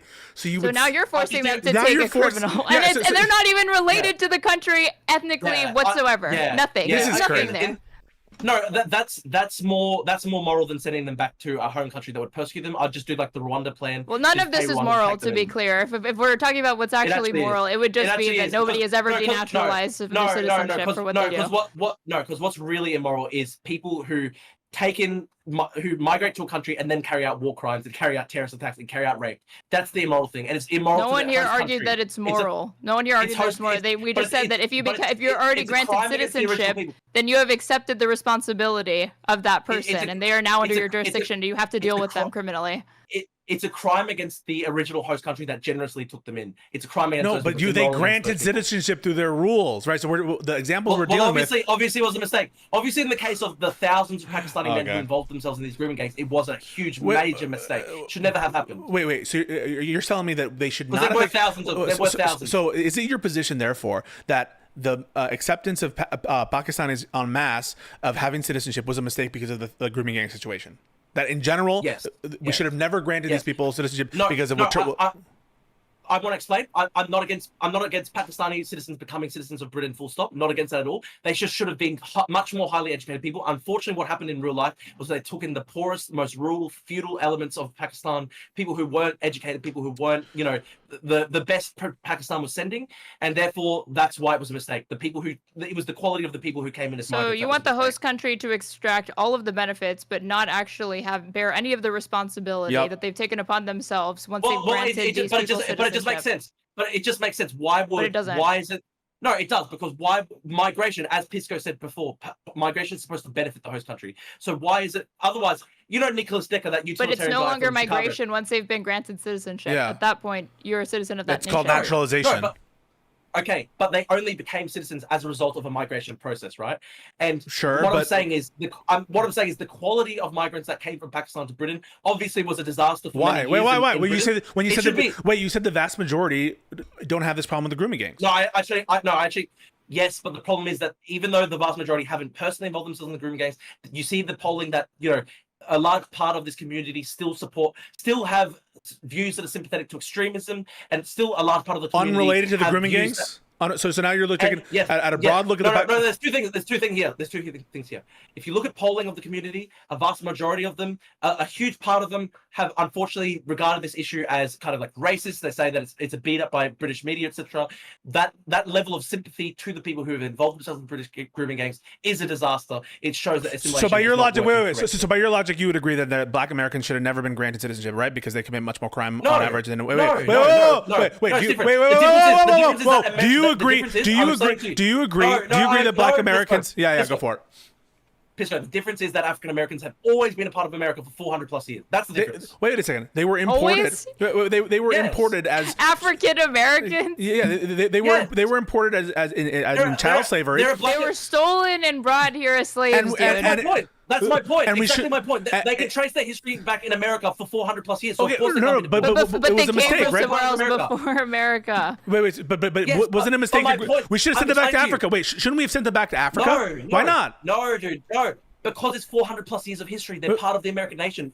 African Americans have always been part of the American nation. Wait. So we shouldn't have sent them back to Africa, even though the decision to naturalize, right? The decision to naturalize, that should benefit the host country, right? But it's different. Why? They were brought against their will to America as slaves. They have 400 plus years of history. So they're part of a child culture and history and yet a child who's born, right? They didn't ask to be born, right? This is a person who didn't take a volitional act to come to this country. A child born, you're going to denaturalize them, even though they didn't make the decision to come to the UK. They know no other country. They made a decision. You know what the decision they did make? The decision they made in the context of Britain is that they decided to become part of migrant grooming gangs, rape gangs against children. Yeah, for which they should be punished. Majority. For which they should be punished in the criminal sense, just like any other white UK member. But why? How are they just as British as somebody who traces back their history? What do you mean? What do you mean just as British? I don't know what you mean by when you say the term British. What do you mean by that? What do you mean by that? Answer that question specifically. Don't give me an analogy. Answer the question. What do you mean by more British? I'm answering. Assimilated into the culture. So British culture, and you define British culture how? White. Like the 1,000. No, not just white, but it's 1,000 years of British culture history, of course. Okay, so the 1,000. Wait. Can I just ask Erin this? But can I ask this? So if you think, what is British culture if it's not the people who made up Britain for? Sounds like you're saying it's bloodline. It sounds like you're saying it's bloodline. A huge part of it is ancestry, of course. And not saying so you're saying a huge part of it is huge part of it is genetics. You sound like Nick Fuentes. No, not genetics. I'm talking about ancestry. England was a what's ancestry if not genetics, just ancestry. Ancestry is genetics. Ancestry is. Okay, can you explain, Erin? Okay, you don't think that white English people are, I don't know, like the people who made up England for 1,000+ years? I'm confused. I don't. You're the one here who has these like very, very fast and loose terms and conceptions of what constitutes a patriotic person or an American or a British. To me, it's as simple as: were you born? Are you a natural? Are you not? Are you a citizen there? Then you are that thing. You either are or you aren't. It's not. It's not about like whether or not they adhere to certain beliefs or the types of behaviors they engage in. That's always going to be like a philosophical question. I wanted to. I said they should assimilate into English culture. You said. And he said, "What's English culture?" And you derisively said, "White people." Of course, it's white people. Of course, white people are like the majority English culture. For no, I said he was asking you what it means, and I was saying that I think you think it means that because you keep taking it back to genetics and ancestry and blood and soil shit. I wasn't saying that. I'm saying you were saying that. It's not blood and soil. Of course, white English. It's not blood and soil. It's just based on ancestry and their genes and their history and like their connection to other lands that are not the country that they're currently a citizen of. England has been a country for English people for 1,000+ years. So I just don't understand this idea that today we've decided it's no longer that. You understand you understand that the territory of Pakistan was part of the British Empire, correct? Yes, sure. So you have that history there. That's like at least 200+ years of history connecting it to the British Empire. Britain decolonized. Britain decolonized. Okay, so that breaks up the history. That breaks up the history. When they became their own country, all of a sudden it's a different. Even though you were willing to grant that there was more similarity with America, even though they broke up as well. So this is part of. Can I ask you this question, right? Yeah. Okay. I've got a mod, for example, who's Vietnamese. Like, do you think Vietnamese culture is predominantly Viet ethnic people? Of course it is. Of course it is. Vietnam has existed for thousands of years. So you're biting the bullet. In response to defining what culture is, you started to appeal to their ancestry and ethnicity. Well, ethnicity is a big part of it. Okay, so then what other part of it would it be? Then also culture. So I want to make clear. I think that, culture is culture. Okay, what other aspect of it? Hang on. Let me explain. I want to make clear, I think non-white people can, of course, migrate to Britain and assimilate into English culture. Rishi Sunak is a great example of that. I think Rishi Sunak is basically, by predilection, his culture, everything... But if he does a crime, he should be denaturalized, right? Wait. If Rishi Sunak does a financial crime, he should be denaturalized and sent back to India, fair? I wasn't talking about financial crime. Yes or no? If Rishi Sunak did a violent crime, if he beat his wife, you would say send him to India. Rishi Sunak. Well, if he's bashing his wife, he's doing grooming gangs. Bite the bullet. No, hit his wife. Send him to India. Yes. No, I think Rishi Sunak is much more assimilated. So you're going to do individual case by case to feel like, you trust the government to be like, he's more assimilated. So even though he fits every single category, he's not white, he's from India, they are their own country too. I actually think. So are you saying that domestic violence is part of English culture? No, I'm not. I'm trying to explain to you. But you said it's a reason that he should remain there. No. Let me answer. If you listen to Rishi Sunak speak, he sounds like an Oxford-educated English gentleman. So I think Rishi Sunak is almost fully assimilated. What does that mean? He barely has an Indian accent, or what? Wait, almost fully. Did you just say the former British Prime Minister, the head of the Tories, was almost fully assimilated into British culture? In what sense was he not fully assimilated? I said he was fully assimilated. No, you said you said almost. You said almost. You said the word almost. You 100% said the word almost. You 100% said that. I said he's almost exactly the same as an English white person. Obviously, he's not exactly the same because he's not ethnically English. You're full mask off. You're full mask off, bro. You're full mask off. I don't know. Let's get back to Zoran. Can we get back to Zoran? Another Indian leader. No, I'm confused. All I said in terms of culture, he's fully English. You said almost. Not ethnically English. Of course. No. Let's get the actual quote. I'm actually gonna bring up the actual quote. Sorry. I'm gonna just get the quote. Sorry, but let's just clarify this. Do you think Rishi Sunak is ethnically English? Of course not. Hang on. He's culturally English 100%. Drew, he's 100% culturally English. Yeah, we're just pausing real quick so I can get the quote so I don't misquote you. Hang on, let's say. Sure. Wait, did you just say the Oxford-educated English gentleman? So I think Rishi Sunak is almost fully assimilated. What is that? You said I think Rishi Sunak is almost fully assimilated. That's the direct quote. I think Rishi Sunak is almost fully assimilated. I misspoke. Okay, I misspoke. No. I was only. No, can I explain? Right? Can I explain? Yeah. I was saying that in the context of you saying, what if Rishi Sunak was committing all these heinous crimes, committing violent crimes? I think obviously, if he was just bashing his wife and carrying out grooming acts, of course he wouldn't be fully assimilated. That's why I said like British. And then Erin asked you, and then Erin said, "What, you think that beating people isn't part of British culture? Like they don't beat people? Like fucking natives don't beat people?" No, I'm trying to explain to you, right? I think my position, right, is I think Rishi Sunak's fully assimilated as an Englishman. I think it's culturally, he's not ethnically English. Of course, he's not ethnically English. He's ethnically Indian English. He's, in terms of culture, he's fully English. If he was carrying out grooming gangs and rape and violence and all this stuff, then by definition he couldn't. So this is the circularity. Therefore, this is the circularity, right? Like you're defining the assimilation in terms of the crime, right? So in that case, anytime. Yes. Yeah, okay. I do think. I want to make this clear. If you are migrant or descendant of migrants very recently, if you commit a crime, by definition. No. Okay, then isn't it? That's the problem, right? If the crime makes it so that you're not assimilated, a white person who has Anglo heritage and it commits the crime by definition. Let me finish it, because you know what you just did. You know what you just did. Yes.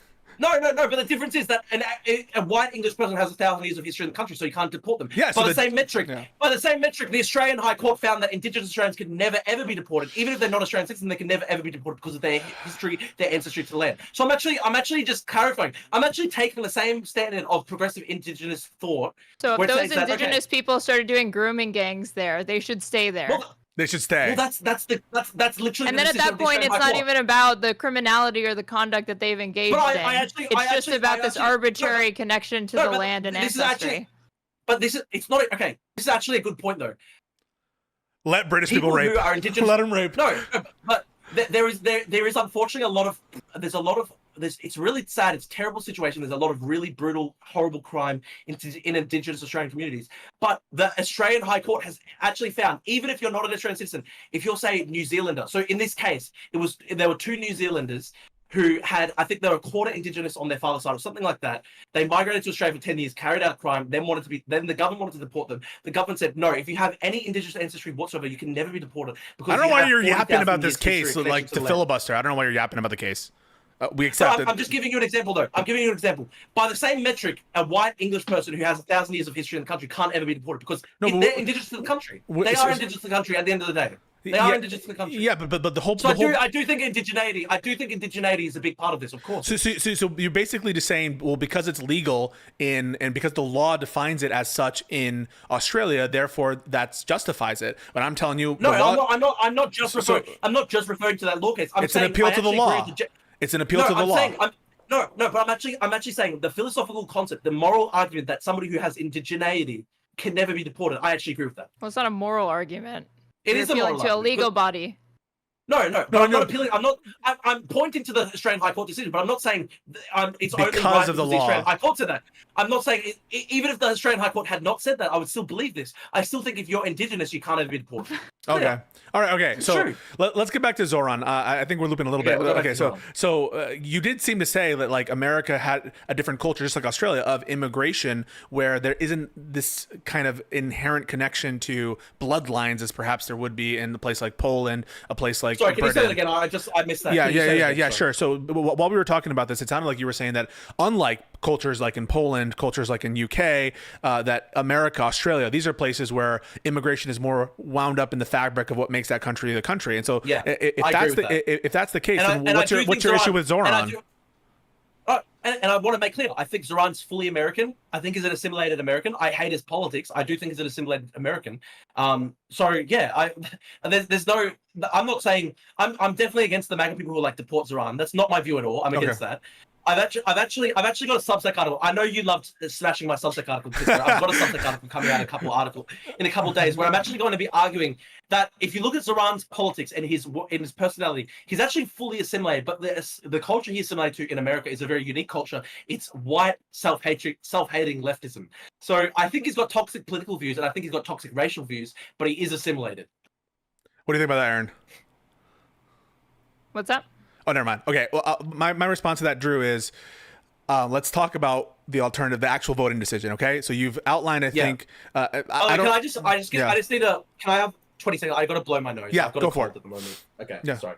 Hope you feel better, man. No, it's not cocaine. I'm blowing my nose because I got a cold. Now I think it's cocaine.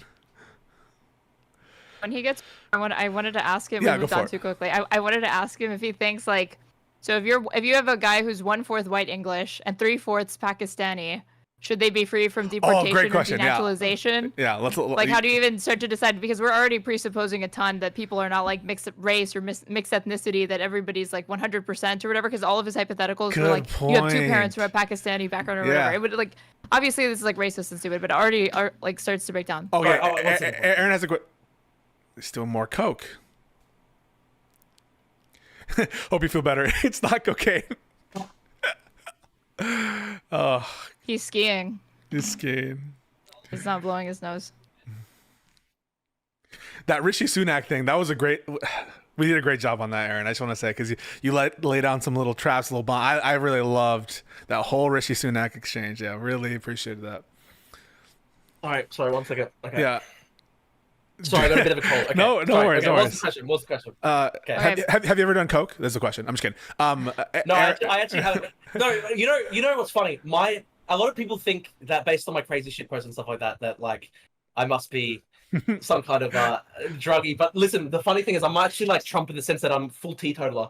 And my answer for that, my explanation for that is actually similar to the Trump explanation. I think he said, "Can you imagine how bad I'd be if I was on drugs?" And yeah, that's literally it. Okay, Erin has a question for you, and then we'll go back to Zoran, and then we'll eventually Superman. Okay. Sure. Okay, since you already said that you agree with the Australian High Court and the way that they view these things about indigeneity and like being there for 1,000 years prevents you from being denaturalized, no matter what. If you have somebody who's 1/4 white English and 3/4 Pakistani who starts engaging in this sort, and they become a naturalized citizen in the UK, and they start engaging in grooming gangs, that sort of criminality, should they be free from deportation? Yes, I actually think that, and it's probably just the same principle of indigeneity. That's literally the principle in the Australian High Court case. So that's literally the principle in the Australian High Court case. The Australian High Court case found that even if you're like 10% Indigenous, you can never be deported from Australia because of that history you have with the country. And of course, I think it's like a one-drop rule. That history, the history being the one drop. No, but it's not one drop. It's just that you actually do have Indigenous ties to the land. I think that is actually the case. Because of the one drop. Do you think Elizabeth Warren is Indigenous? Yeah, do you? Sorry, what'd you say? Do you think Elizabeth Warren is Indigenous? I don't think Elizabeth Warren is Indigenous. Why? She has one drop. Why not? I'm not doing the one drop rule. You gave me a case where somebody's like 1/4, which is still like a pretty substantial portion. So. She's like 1/14 or something. Yeah, but then you said even if it's just 10%, it's fine. Let's look up Liz Warren. Elizabeth Warren's native ancestry. Obviously, I don't think Elizabeth Warren's Native American. I think I want to clarify. I'm not saying that people should be like DNA tested for this shit. I'm not obsessed with this. Like I'm not one of those racial obsession, genetic racial people at all. I'm talking about this in terms of ancestry and. You just said if somebody who's 3/4 Pakistani because they're 1/4 white, we need to pay attention to that.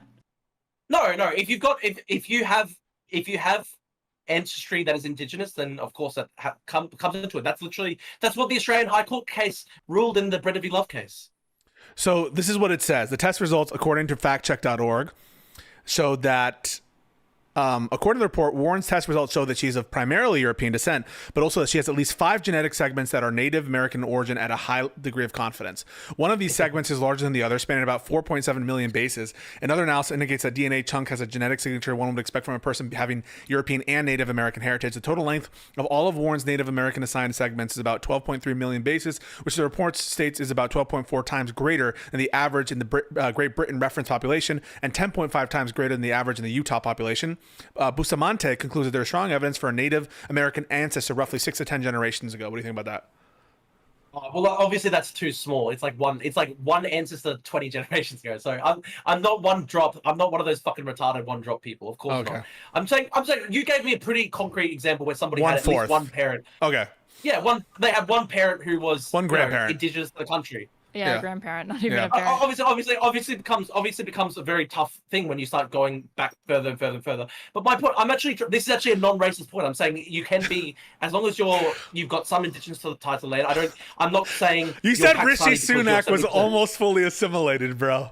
That was an anti-racist point, Pisco. Come on. I explained myself. I'm fucking you. I made it worse. My actual position, if you don't put words in my mouth, my actual position is that Rishi Sunak is fully assimilated as an English person. Of course he is. Okay. All right. It was just in the hypothetical version of Rishi Sunak where he beat his wife. You would assume. You gave me a hypothetical way like Rishi Sunak was doing grooming gangs. Like I said beating his wife. I said beating his wife. But if you changed Rishi Sunak as a person so that he was no longer like this educated Oxford gentleman who was the Prime Minister of Britain, and instead he was doing grooming gangs, of course he's a different person. So of course in that case it's not assimilated. I'm just adding one fact to hypothetical Rishi Sunak is that he beat his wife. In that case, he's still an Oxford gentleman. Well, if he's viciously beating his wife, then there's a big question whether he's actually contributing to the country in a positive sense. Do you understand? What if he non-viciously beat his wife? Just a little smacking around. You're basically suggesting. Thank you, Erin. That's great. Wait. You're basically suggesting that it's like incompatible with British culture to beat your wife. I just don't understand why that you come to that conclusion. Because I just think if you're a migrant or a new migrant to the country, you have an extra special responsibility not to ever engage in crimes because you're a guest in the country. You've been welcomed. I know. That's what I'm saying. Like, isn't it fully consistent with British culture to beat your wife? I don't think it should be. I think it should be. No, whether it should be. I mean, there's some bad culture that have bad things. It's just a question of what the culture is. Like, I don't think British culture is. I think in British culture it's much less acceptable to beat your wife than say in other countries, that's a fact. That is literally a fact. I know, but I'm saying maybe that's true. Although I don't know. All I'm saying is it compatible with British culture to beat your wife? No, I don't think it's compatible with British culture. And if you look like I think it is. I think it's quite compatible with British culture to beat your wife and American culture for that matter. You think that's British culture? It's not compatible with culture. There are massive public health campaigns run by the government saying never accept this ever. There are tough punishments against this. There are countries where it's legal. Obviously, would you tell me that a country that has it just because it's illegal doesn't mean it's compatible with the culture? Okay, but I'm giving you an example though, right? Hypothetical. Say there's a country where it's legal to beat your wife. Do you think that country has wife beating as a more central part of its culture than a country like America where wife beating does still happen, but it's very much like literally illegal? I don't know, Russia, for example. Russia literally decriminalized beating your wife. I think beating your wife is much more like amenable to Russian culture. Maybe I would grant you that comparatively, in this hypothetical, that in Russia it's more compatible. But it doesn't mean that it's incompatible in Britain and also your country where domestic violence is a huge issue in Australia. It is a huge issue. The essence of your argument is that anything that doesn't carry a criminal penalty is necessarily part of the culture. But then it's like saying petty theft is part of a culture because it's not like it doesn't always have to be like this very, very severe criminal act because it's a misdemeanor or something. There are a whole range of acts that are incompatible with, say, English culture. So, for example, like I don't think somebody like shitting on the street, openly defecating is compatible with English culture, but I don't think somebody should be immediately deported for that act. Like it's bad. It's really terrible. So if Rishi Sunak, all else equal, he's still the suave, sophisticated Oxford gentleman, goes and drops a deuce in Trafalgar Square. By definition, he's not going to do that. He's not going to do that, obviously, because he's an Oxford English gentleman. Okay. So he would never. By the way, actually, wait, no, it's actually so stupid. British culture. Can I ask you this, Pisco? Yes, you can. Yes, you can. Do you think if somebody migrates to America like 2 months ago, right, and then they're openly defecating in the street, do you think that they're compatible with American culture? Yes. Why? That's fucked up. I'll tell you why. Because you want to know the amount of Americans all across the country that get pissed drunk in this country and go and pee and poo in the street, and like how many like this shit. Have you heard of New York? Have you heard of like the like people are pooing and peeing everywhere in America? It's gross. It's disgusting. Dude, it's pretty obvious that it's very much frowned upon in American culture. Yeah. Okay. No. I have a better one. Before the 1970s in the United States, marital rape was basically completely legal in all 50 states. So would you argue that marital rape was an integral part of American culture and continues to be because of that history? It's been illegal far longer than it was illegal. I think it's horrible that it was part of American culture. I'm glad that American culture has changed over time. Obviously, 100 years ago, you could probably actually argue that 100 years ago, that it was widespread in American culture for that to happen. It's obviously a horrible thing. I'm glad that American it's culture still widespread. It just time. gets punished now. That's the only difference. It sounds like you're grounding out culture into like what's legal sometimes, and it feels like this is a big circularity problem. No, but would you accept that obviously in the culture it's frowned upon marital rape? Of course it's frowned upon in America. I think now probably but you tied it back is, to like but, criminality. Yeah, I think that you're kind of citing the law. But do you think are there Hollywood films where like they're just normal plot points where it's just somebody like casually rapes their wife and it's just normal in the film? Yeah, The Wolf of Wall Street. In The Wolf of Wall Street, right before they get divorced, he fucking holds her down and rapes her practically. And Gone with the Wind as well. He's presented as a disgusting person for doing that. That's my point. Okay, and Gone with the Wind, it's like celebrated. Okay, exactly 100 years ago, American culture was different. Okay, that's my whole point. You're actually making my point for me. Yeah, I think you're probably right that in the modern era, we've kind of, but not fully, by the way. There's a thing called rape culture. There is such a thing as rape culture in America, but all the righties and people who I think you might associate with, they like laugh when feminists bring up rape culture in the context of like college campuses where it does occur. There is rape culture. There is rape culture in existence. I'd still say that like the majority view in America is that rape is bad. Like there's obviously too much rape in America. There's still too much sexual assault. There's still too much discrimination against women. But I'd still say that the majority cultural view in America is that discrimination against women is bad. Violence against women is bad. Okay, can we get back to Zoran? Okay, let's go to Zoran. Okay, so on Zoran, let's actually talk about the choice here because you said that he has a bunch of third worldist policies, and you pointed to his previous tweets. No. I want to clarify. I didn't say that he had third worldist policies. Third worldist philosophy. I said his political worldview for 10 plus years has been third world. And that's because he put the middle finger to the Christopher Columbus statue, because he favorably cited or paid homage to a rap group that like shouted out Muhammad Atta. So there's a degree of separation there. He was never proud to call himself American until like literally November last year when he started running for mayor. Okay. How do you know that? That's actually fact. You can't. He's been here since he was 7.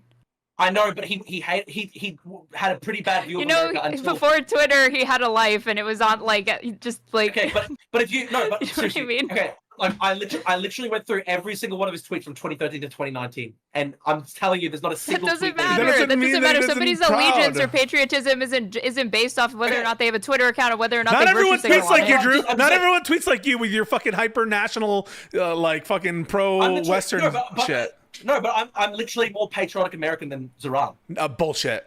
No, you're not. Yeah, facts. No, you're not. No, you're not. Fact check true. Bullshit. No. Fact check false. Truth nuke. I'm actually more patriotic American than Zoran. No. It's not true. It's actually truth nuke. It's actually not true. I want America to be the great hope for the world. Okay, Zoran. You want to change America. You want to get rid of. So this is what you want to do. You want to change the 14th Amendment. You want to get rid of that part of the Constitution. You want to make the First Amendment. You want to make it so the First Amendment doesn't matter because you want to punish people. You know what that is. No. Yeah. You basically want to turn America into like where there's a bunch of hate speech laws. I'm sure where you're like trying to say that anti-Semitism is illegal, just like you want to do. I'm sure. If we had Drew take a citizenship test right now, do we think he'd pass? Nope. Yes, 100%. I've literally read I read through the entire Oxford history on the United States. Okay, like I love America. I've been obsessed with America since I was a kid. Okay, so yes, I'd easily pass. I know all these facts about America. Who was the 4th president of the United States? Okay, obviously Pisco. Who wrote the Constitution? You have to give me.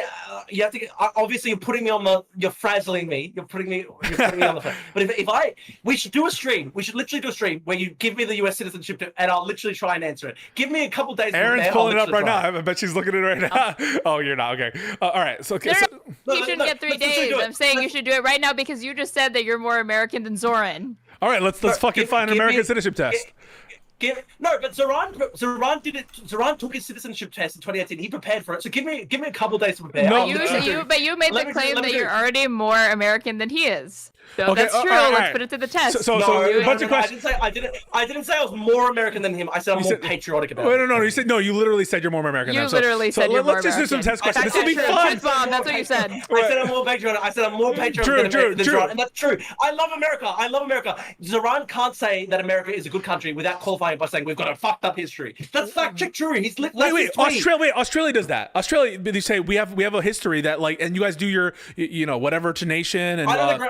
No, I don't agree. Yeah, but I don't agree with the self. Like I acknowledge that terrible stuff did happen, but I don't agree with like in Australia, it gets too ridiculous. Like every single time you land, you go on a plane, right? You go on a plane from Sydney to Melbourne.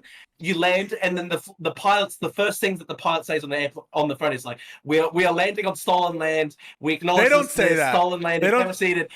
They actually ship that. I think coupling a love for your country with a land acknowledgement, which is a virtue signal, is still different than saying this country is a fucked up history, but I still love it. Dude, I'm not kidding. In Australia, they do land acknowledgements every single like.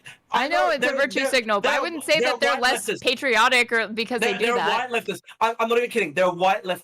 Like they'll try to sleep with an art hoe, like an e-girl, and they'll literally do a land acknowledgement before they fucking have sex. I'm not even kidding. It's that bad in Australia. The land acknowledgement shit is so far in Australia that people are literally doing land acknowledgements before they fucking nut. It's too much, okay? It's too much in Australia. So I'm patriotic. I'm patriotic. I do acknowledge the bad things. It's an oral exam. Let's take a couple of questions. We'll do a couple of questions. All right. What is the supreme law of the land? Okay, Pisco. I'm telling you, give me a couple days. I'm going to prepare for the U.S. citizenship test. The idea of self-governance is in the first 3 words of the Constitution. What are the first 3 words of the Constitution? Pisco, I'm going to give me a couple days to prepare for the citizenship test. We're going to do it. You frazzled me, okay? You fucking frazzled me because I'm in the middle of a 2-hour call. I've got a fucking cold. I'm not fucking prepared to do the U.S. citizenship this second on Pisco stream. You don't be the people. So are you willing to say that at this moment? I know we the people. Of course we know. I know we. You did not fucking know that. You did not know that. I've gone to the Lincoln Memorial. I've seen these things on the. So I know the Gettysburg Address. Okay, so do it. Fourscore. No, because we'll both do it. I'm frazzled right now. Fourscore and 7. Give it. 4 scores and 20. But anyway, and 20. We're gonna do it in a couple days. Give me a couple days. Feel when they're giving this exam. You think they don't feel fucking frazzled? Give me a fucking couple days, and I'm gonna do it. Zoran was allowed to have months to prepare for his citizenship. He's a citizen. I should be allowed a few days. He was here since he was 7, not just months. He wasn't even studying. He was just existing in this country. And you said you were more American than he is. I accept that he's American. I know that he's American, but I'm not saying he's I'm more American than him. He's more American than you. I'm saying I'm more patriotic than he is. Bullshit. You changed the claim. You changed it. It's true. Okay, let me give you an example, right? You remember when there was that video, and he was eating with his hands, and everyone was attacking him. Oh my god! Are you really gonna soy out about the fucking hand thing? No, I'm not gonna. That's not my point. I'm not going into the hand thing. The reason I bring that up though is, do you know who did that interview with him though? It was a YouTube channel called Uncivilized. If you go to the YouTube channel Uncivilized, this is the guy he granted his first interview to after he got elected.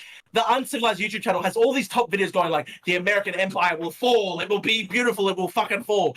He doesn't like. These are the people that he hangs out with. He loves people. All these people who fucking hate America. Just like fucking Adams hung out with Sneeko, who's an anti-Semite, right? Yeah, and that's bad. That's bad as well. I don't think that's good. I think it's fucked up. I criticize him for that. Yeah. Okay. So, gun to your head, who are you voting for if you could vote, Adams or Mamdani? I'd shoot myself in the fucking head. No, you can't do that. No, I'd commit suicide. I'd commit seppuku. I get a fucking. You have Japanese to pick one. You have to pick one. Into the fucking. You have to pick one. Seppuku. I stab myself. In the fucking you're dodging. You're dodging. Come on, you have to make. So you're talking. I bleed out on the ground. I bleed out on the ground like fucking Mishima. Like Yukio Mishima. I bleed out on the fucking ground after seppuku. This is. Sorry, I should be laughing at you because this is dangerous. What you're doing is dangerous because you're basically interfering with our election. What? You're a foreigner interfering with our election. I'm not a foreigner interfering in your election. I'm literally American. You don't even know. I'm spiritually American. I'm spiritually American. I'm not a foreigner to America. My brother lives in New York City. He's lived in New York City for 5 years. I'm allowed to talk about America. You're a foreigner interfering. I'm not. I love America. I love America. The difference. You know, this is the exact opposite of the argument that you made in the first half of this debate, right? Yes. It looks the exact opposite. That's so delicious. Like, I didn't even make that connection. It's the exact opposite argument. It's the exact opposite. It's philosophical. That's so beautiful. It's a mindset. That's so beautiful. Oh my god. Yes. I'm gonna explain. Oh my god. You don't need to have an ethnic tie or its ancestral tie to the country. That was so fucking good. Very true. Let me explain. Okay. I think that my personal policy, right, is there should be open borders for me as an individual and no open borders for anybody else. So I'm Drew Pavlou. I'm somebody who follows the law. I'm fucking smart. I'm intellectual. Special I'm educated. rule for you. I should be able to migrate anywhere I want to go in the world. And no, that's fine. I'm allowed to have one rule for me and one rule for other people. Fuck you, dude. You're interfering with my it's election. True, it's true. It's literally true, dude. It's literally fucking true. It's literally a truth, Nick. It's literally a truth, Nick. I could literally migrate to America tomorrow and I'd be a perfect assimilated citizen. Because I love America. I've read hundreds of books on America since I was a fucking kid. I grew up with a fucking American flag on my wall. I love America. But you don't know we the people. But you don't know we the people. Assimilated. But you don't know we the people. You're a foreign agent. I want to say something. Wait, Drew. No, you know what? No. This is the difference, though, right? This is the difference. This is the like. Obviously, I was shitposting before when I said like one rule for me and one rule for the other. Yeah. The actual difference, my actual intellectual reasoning for this is this, right? Compared to other migrants who wouldn't like the country and think America is this like evil racist empire that has always been racist from birth and should barely exist as a country. I love America, okay? I fucking love America. So that's the difference. I actually like the country. That's what I think. I think patriotism is like literally the number one thing. Okay. Grooming gang, but you also love the country still? If you do a grooming gang, you by definition You you're don't not love the country. Okay, By definition. But that's true. Okay, tell me, what patriot would be fucking carrying out a grooming gang? Of course not. Somebody from the UK who participated in this that didn't have, was it like a migrant or a naturalized citizen? You're telling me that none of them were people that were natural born citizens of the UK that participated? A key plank of sorry, I got distracted by my chat. Sorry, say that again. You said I'm saying that you're telling me in all these instances of the grooming gangs, and you said there's new data or whatever that's comprehensively looked through all these examples, that there wasn't a single perpetrator that was a natural born UK citizen that participated. Okay, I'll explain what I said. I'll explain what I mean. Because you said. Okay, you said just doing it means like it's inherently anti. Let me explain. I think that a core part of patriotism is following the law of the land. So by definition, if you're not following the law of the land, you're not a patriot. And let me say this right? One of the reasons why I should be allowed into America, I was fucking there in a past life. I was fucking reincarnated. I was there by Malcolm. I was standing next to Malcolm X. I was standing there next to Malcolm X when he got shot. Speaking of civil rights icons, was Rosa Parks not patriotic because she broke the law when she sat at the back of the fucking bus to protest segregation? No, she was a great patriotic. Okay, dude. Why? She broke the law. She broke American domestic civil law. Okay, dude. She's not a patriot by your definition. Are you seriously comparing the legitimacy of the Jim Crow legal system? No, she's using your logic. She's using your logic. Because I'm using your logic. So yes, I have to do it. She's using your logic. You said on a test. Let me explain. I don't think there's any moral equivalence between defying Jim Crow colored rules. No, but you said by definition. You said by definition if it was illegal. Just by the way, Erin could have picked a harder example. Erin could have picked a harder example. She gave you an easy example. No. Obviously, I don't think that Jim Crow laws are legitimate in the same way that laws against the rape of children are legitimate. Wait, whoa. So the states that had them on the books and enforced them did think they were legitimate. The Constitution. I believe in natural law. I believe in natural law. I don't believe that's very convenient. So all your morale. Very convenient. Yeah, it's very convenient. So you have natural law philosophy. So now everything that you say is against the law in a universal sense is. So you don't have to actually listen to the law of the country. And so now all this thing about it being country specific goes away because it's just natural law. Drew's natural law. Yes, Drew's natural law. Do you actually think I honestly support Jim Crow legal? No, that's not what she. No, that's not what she said. She didn't say you support it. She said using your logic. Using your logic. Let me explain my actual view. Clearly, a law passed by the British legal system, passed by the British Parliament against child rape is a legitimate law in the same way that a law for Jim Crow segregation in America. For law to be legitimate, it just needs to have been approved by that democratic body, signed into law, and then enforced. I don't believe in that. I think some laws can be fundamentally evil and immoral. But the rules I'm descriptively explaining to you how law functions. I know immoral laws get passed all the time. We have immoral laws on the books right now. I know. But I'm democratically. But I'm also clearly talking about normal, I'm talking about laws that nobody would morally contest, like the law, for example. You're talking about arbitrary moral values. No, so you think it's an arbitrary moral value? Why even have laws, honestly? You said you're a Christian? Okay, let me explain. Let me ask you this, right? Do you think a law prohibiting the rape of children is just only on the books because it's been passed by the parliament? That there's no such thing as there's no moral content to the law. It's just a wishy-washy law, the same as laws that were passed by Alabama in the Jim Crow era. Of course, it's fucking not. its legitimacy is granted by that the nation state and the democratic body that passed it, but the motivation for making it illegal, like you could argue, is grounded in a moral principle to do so. No, it's a separate argument.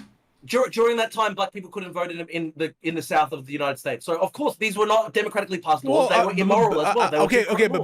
But that's the whole ticket, right? Because in this discussion, we're like inherently talking about who's part of the club, who's part of the citizenship club, and in the case of like, right, you were basically saying that the Pakistani British people, they should never have been given like British citizenship at all. No, I didn't say that. That wasn't my exact argument. I said that Britain should have taken in higher quality immigrants from Pakistan, people who are more educated, not people from the poorest parts of Pakistan, as they actually did. Okay.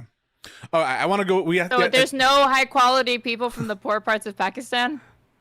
Well, like they obviously had a massive problem with the quality of the migrants they took in, considering there was massive systematic rape gangs that involved tens of thousands, not tens of thousands, but thousands of men, at least thousands of Pakistani men in Britain over many decades, and it was very widespread and it was very well known in the Pakistani community of Britain, and no one stopped it.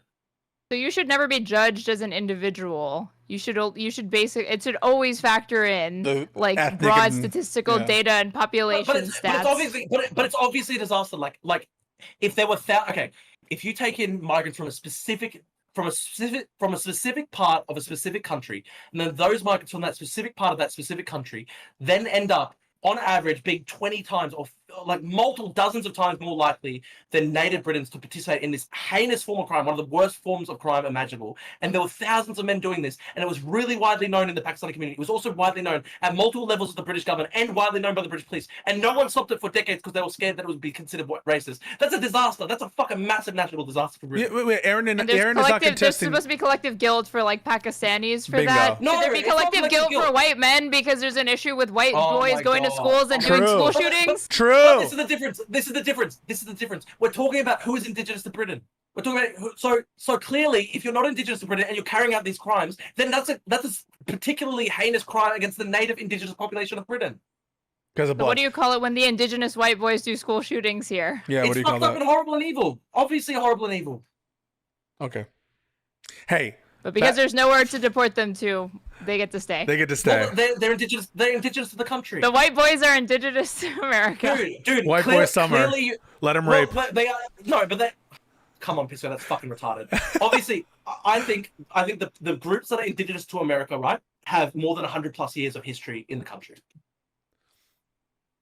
Find common cause with Zoran Mamdani. If tomorrow he came out and he was like, I'm really big into like land back indigenous rights movements or whatever, and they want to kick out all the fucking white people, shouldn't you be like, hell yeah, Zoran, because indigenous people were the ones that were genocided. It was their country first.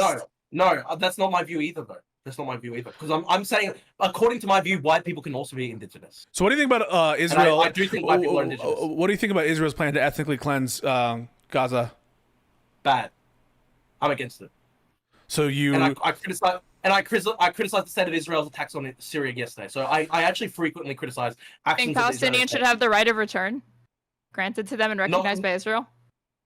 They're indigenous to mandatory Palestine. No, not within the borders of 1967. Why not? 1967 Israel. Why not? Because they're from that land. Because it will just that's only a recipe for endless war. Wait. But I do want to be clear. Now it's a pragmatic. Yeah. I'm trying to be pragmatic. No, I actually am trying to be pragmatic. Okay, wait. So I just want to be clear about something. I think there should be two states. There should be two states: one Palestinian state, one Israeli state. The Palestinian state should be the West Bank and Gaza, and I don't think that the right of return is realistic because it will lead to endless warfare. Grant that. Question for you, Drew. It was a disaster to import Jewish individuals pre-World War II into mandatory Palestine. Yes or no? No. Why not? No. Because they were also indigenous to the land. But wait a second. Hang on. That was thousands of years ago. I don't care. They still have ancestry in the land. Of course they do. So, so to be 100% clear, because I think Jewish people had a right of return to Israel. Of course they did. But Palestinians don't have a right of return to Palestine. Well, we're just trying to be pragmatic about the current very situation. Convenient. Exactly. Very convenient. They have a Palestinian state. They have a Palestinian state in the West Bank and Gaza. I don't believe in destroying Israel. Okay, That's a very pragmatic view. Do you really think that endless warfare, jihad for the destruction of Israel is going to lead to anything good? No, I just think I find it convenient. All I'm saying is I'm doing an internal critique of your kind of philosophy. It sounds like blood and soil matters until it doesn't, and it doesn't matter when it's pragmatic, and then you're willing to abide by all sorts of things that go against the native populations. The difference is I when it came to the foundation of Israel. What I would have fundamentally supported is the UN partition plan, which called for 2 states for 2 different peoples. No, we're talking about we're talking about the decision. We're talking about the decision to import. We're talking about the decision to import Jews into. Let me explain. The difference here is I would be a hypocrite if I said no. If I was somebody who believed in like Greater Israel and the West Bank is Israel and stuff like that, then I would be a hypocrite because of course then that's full displacement of the original people. But that's not my view. My view is 2 states for 2 different people. So I'm not a hypocrite on this. No. But we're talking even the decision to push for under the Balfour Declaration, under the British mandatory rule, and under the decisions even for example, you could include I guess the Ottoman Empire in abiding by some amount of Jewish immigration. That was a disaster. Right? They shouldn't have done that because it was displacing the native peoples there. I disagree. No. So why though? It ultimately saved millions of people's lives from the Holocaust. They could, but they couldn't have known. It saved hundreds of thousands of lives. But they couldn't have known that. They couldn't have known that at the time that was going to happen. No, we could have because it was at that time there were massive pogroms. No. Are you familiar with what? No, there were. Do you know how Zionism started? Yes. No, there were massive because of massive pogroms in Eastern Europe. Yeah, there were massive pogroms in Eastern Europe, but they couldn't have known there was going to be you said the Holocaust. They couldn't have known that. Yes. And they didn't have to send them. Wait, they didn't have to send them. They didn't have to send them to Palestine. They didn't have to go there. No. Well, that was their ancestral land, so of course they had a right to live in Palestine. Okay, but you're fine displacing. Yeah. Explain to me why you're fine with Arab supremacy in Palestine, where they were never allowed to go. For example, here's a good point, Pisco. Are you familiar with the Cave of the Patriarchs, which is where within the Jewish religion, it's a very holy place. This is where it's considered that Abraham is buried. Now, for 600 years, the local Arab caliphs basically banned all Jews from visiting the Cave of the Patriarchs. Why is that legitimate, dude? Why is that legitimate? Of course it's not. I mean, I don't think I said it was legitimate. You think it's legitimate? I don't think it's legitimate to ban people from... Go ahead. So if you're arguing that, again, persecution entitles you to do some amount of, crimes to be able to establish a homeland for yourself, then if Trump's plan is followed through... and Gazans are ethnically cleansed and expelled from Gaza, could they go on to expel another population from their state to establish Palestine on top of it there? The foundation of Israel was fundamentally not a crime. Of course it was not. If you buy into that view, you actually are buying into the view that the 7 million Israeli Jews that live on the land today should basically be genocided. Well, I don't think that. We're talking. No, of course you think. No, that's the logical view, though. If you think it's stolen land, you think they shouldn't live there. No, I'm asking you. Which is an internal critique. Yeah, it's an internal critique. If you're saying that, again, historical persecution can grant a people the ability to, or the right to dispossess another population so they can establish a homeland, then do you acknowledge that the Nakba occurred or no? No. They did displace, right? Did they displace or yes or no? Did they displace, yes or no? Did they displace? The 1940. Did they displace? Okay. The 1947 war was fundamentally a war to annihilate the Jewish Holocaust survivors in Israel. If they had won, it would have been worse than that. Wait. Why are you referencing 1967? They would have killed every single. But we're talking about the Nakba. They would have. I'm talking about 1947. 1947, which is the Nakba. Sorry. Yeah. No. So that was fundamentally a war between 2 sides. The Palestinian side, the Arab invading armies, they wanted to ethnically cleanse all the Jews living there. Most of them were Holocaust. A lot of them, a substantial portion of them were Holocaust survivors. Okay, so part of the Nakba is the catastrophe that they weren't able to. I'm not denying that. I'm saying, does that entitle a people to go on to persecute another population so that they can create their own homeland? But I don't agree with ending. I don't agree with expelling Palestinians from Gaza today. So that's not my view. So if they were expelled, and there's a good chance that they could be, would you support if they did that to another nation? No, I don't agree. Because they were persecuted. I'm telling you right now. My view is that there should be a Palestinian state in the West Bank and Gaza, and I don't agree with attempts to expel people from that land. Okay, well I think. Okay, but if that doesn't happen and they resort to doing that, would you support their movement for self-determination and expelling other populations to do it? You're saying that I don't get what I'm not saying anything. I'm asking. Would I support Israel expelling all the Palestinians from Gaza? No, I don't support that. So no, but they might do that. You acknowledge that probably will happen, right? I don't think it's probably going to happen. I also think it's bad, and I don't want it to happen. Okay, but if it does happen, hypothetically, then from there, do you support Palestinians dispossessing another group of people so they can establish a homeland because they were persecuted? I fundamentally believe in a two-state solution. That's not what you were asked. You don't answer it. So let's.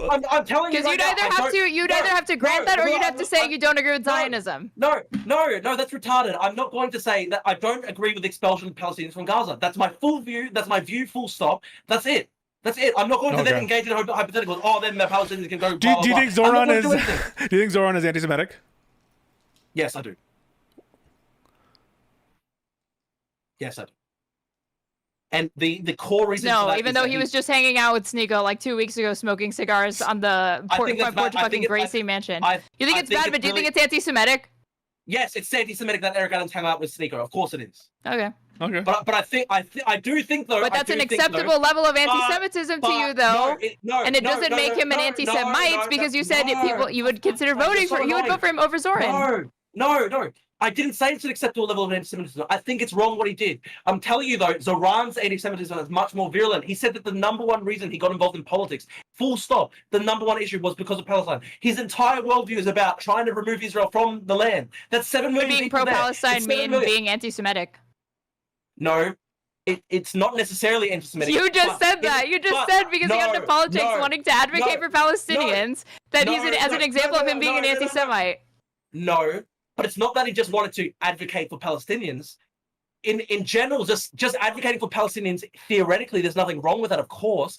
It's that it's coupled with over many years, he was just disassembling when it came to Intifada. He refuses to condemn the claim that globalizing the Intifada is bad. We all know what the Intifada is. The Intifada was hundreds of suicide bombing attacks against Israelis, okay? And he can't say that Intifada is a bad thing. So therefore, he's anti-Semitic. Therefore, that's a hint that he thinks that Israel should be destroyed. Okay, with Americans that want to get involved with like public service and become like a politician, and their motivation being that they want because of Palestine. That's okay. I want to make it clear as well. I think if an American politician said the number one reason I want to get involved in politics is Israel, I think it's fucked up as well. Like Ted Cruz did. Well. Like Ted Cruz did. Yeah, that was fucked up. I literally condemned that. I said that was fucking retarded and crazy. Of course it's bad. Yeah, but would you call him? But would you like call him like anti-Muslim because he said that? I don't know. It's like Christian. It comes from Islamophobe. It comes from Christian dispensationalism. It comes from Christian dispensationalism. It's kind of like that American. I know, but I know, but Zoran could say something like it doesn't come from anti-Semitism. It comes from anti-colonialism or some other shit. You know. Yeah, but he says that he basically says that America is a colonial state today. He thinks that all Western countries are essentially colonial states today, and that they should all be dismantled. So that's where there's that third world is influence, and I think that's horrible. I mean, part of that is just true. It doesn't follow that they should be dismantled. Okay, part of it is true that we're a settler colony.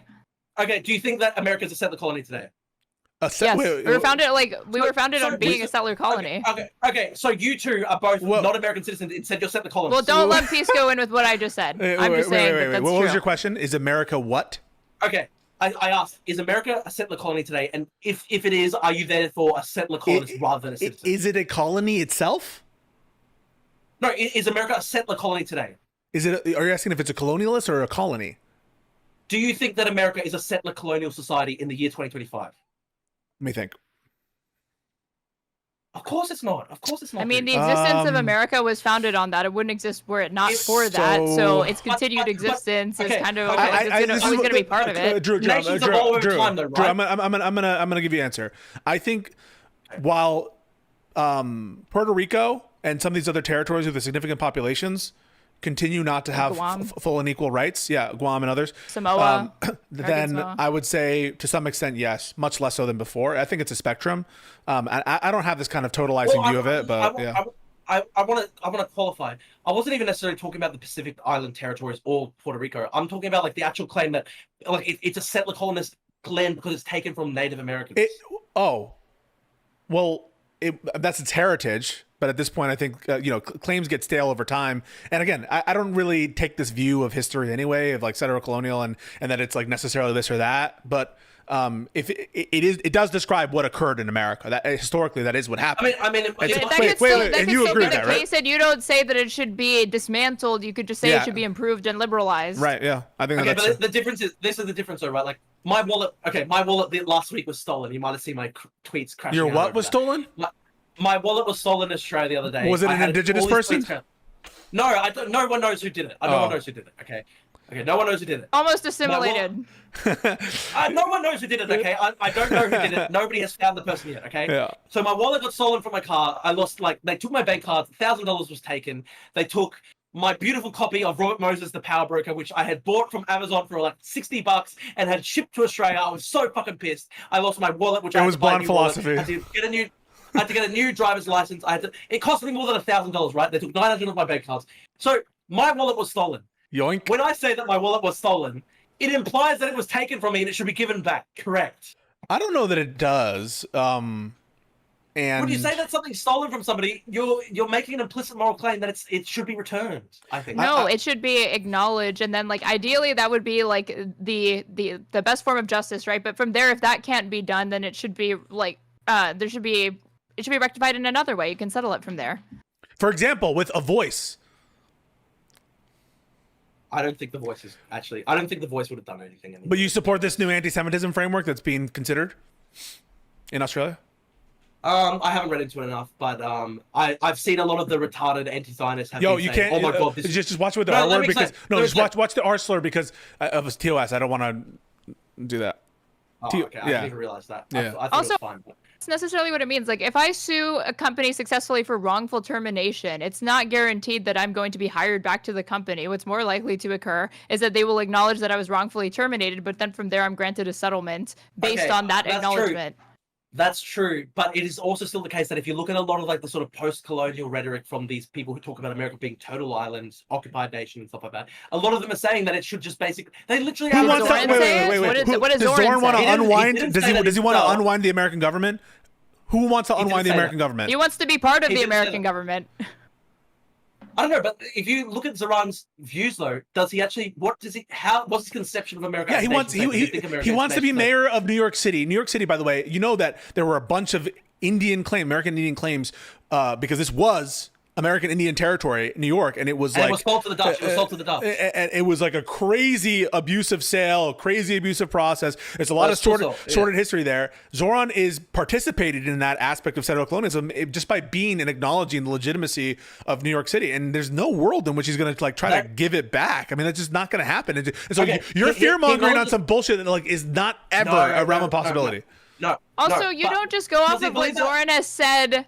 Because you already attributed to the fact that like him appearing on a YouTube channel meant that he probably endorsed everything that was on that YouTube channel because you said they have crazy things. So then it doesn't even come down to what they've said and believed. It wasn't even that YouTube channel in particular. I was pointing to dozens of tweets that he's made over the years where he basically expresses a lot of contempt for America. He expresses a lot of contempt for white Americans in particular. Wait. No, but it's like you've opened the dam once you've said that speech that's not his can be attributed to him nonetheless because of a collaboration. That he bears responsibility for the collaboration. But let me just explain. That was just one data point among many that I was pointing to. The YouTube thing. That's one out of like 100 different data points. If you actually look instead, well, then if that's true, then within that argument, why did you have to say that it should be that speech should be attributed to him? I'm looking at. I'm just saying it's interesting who he chooses to associate with. But what I'm really saying is, if you look at all the tweets that he's made over hundreds of different tweets, there's all these tweets where he's expressing cold contempt towards white people as inherently all of them are racist. He thinks that America should be demographically transformed. He doesn't think that borders are legitimate. Then all these. So then you ask, okay, what do you actually believe in? If you believe it, do you really believe in America? Zoran? What's your conception of America? I think this is a crazy standard. Like if this was the standard, well, first of all, I'm going to apply the standard right now to Adams, and I'm going to say the following. Adams hates America. Adams is doing bribery and abusing his office when he was borough president for the benefit of Turkey, and then when he was mayor as well. I'm going to say he hates America. He did a corrupt deal with Donald Trump. Donald Trump, who hates America as well because of his anti-constitutional framework, saying he's going to support ICE, which right now is doing all this kind of like denial of due process, all that shit. So I think Adams hates America, what America stands for, and the choice really is between him, Cuomo, and Zoran. And between those three, who are you going to vote for? Okay, I actually already said that I'd commit seppuku. I don't have to defend everything. Wait, and also, if you're the company that you keep If you're the company that you keep, how do you explain that Zoran Mamdani not only had support from Jewish constituents, but he also has Jewish people that are advisors to him? So true. Oh, so nice true. space. They're only. So those Jews don't count? They don't count. The only Jews that he associates with are really hardcore anti-Zionists. That is literally fact-check true. That's not true. No. Brad Lander is a liberal Zionist. You say that Brett Lane is a liberal Zionist, but he associates with people who say globalized intifada. So I don't think he's really a liberal Zionist. So now you're doubting the sincerity of Brad Lander being a supporter of Israel? I don't think. How is Lander a supporter of Israel? He's constantly supporting people who hate Israel and want to destroy Israel. No, so how's Lander a supporter of Israel? He's a Zionist. He doesn't agree with the government of Israel, but just because you don't agree with the government of Israel doesn't mean you don't like Israel. But it's not just Zoran. Like Lander has a history where he's over many years he's endorsed all these people who've said that Israel should actually be destroyed. So I don't think that Lander can be pointed to as like, who did Lander endorse that Israel should be destroyed? There were multiple other extremist Islamist type candidates. Okay, name one. Left people. Name one. You don't know. Can't off the top of my head. I'll take that question on notice. I'll take that question. If you want to give me a minute or two to research it, I can. But I'll take that question on notice. I do remember reading about it. Can't pull the name off the top of my head because I can't remember every single person that Lander's ever endorsed. But I know that he did previously endorse people. And we know that he's a self-hating Jew. He's one of the bad ones. I didn't say he was a self-hating Jew. I said that. Wait, this is a good point from the Silly Series. But a fact-check true statement is that he actually did endorse people who have called for the destruction of Israel before. That is fact-check true. How do you deal with Drew, how do you deal with this criticism from Blonde Philosophy? Zoran doesn't associate with any Zionists because associating with Zoran means that you're not a Zionist. But it's not like he wants to make any like good faith attempt to reach out to Zionist Jews. What about Brad Lander? He's a Zionist, but you're saying he's not because he associates with people like Mamdani. But no. It's not.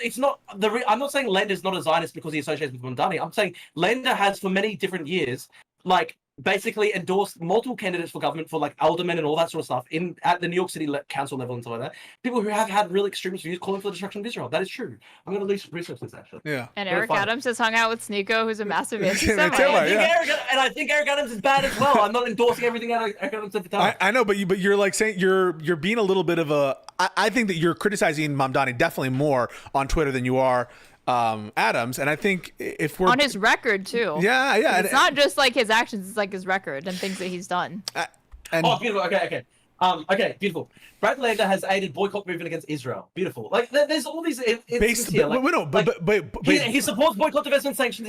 He supported all these different things that basically aim to dismantle Israel as a state. No, he doesn't. No, because they disagree with what Israel's doing, not because they disagree with Israel. But it's not that he just disagrees with what the government of Israel is doing. It's actually that he's actually supporting people who want to dismantle Israel. The whole point is to pressure Israel. The whole point of that is pressure Israel to stop. They do they cite the South Africa situation, right? As their as the comparator. I don't think that's legitimate. But dude, the BDS movement even advocates boycotts on leftist Israelis who are anti-Netanyahu and anti-Israel. So it's literally at the end of the day a movement for the destruction of Israel. If you're not even willing to, that's a key difference between the BDS movement and South Africa.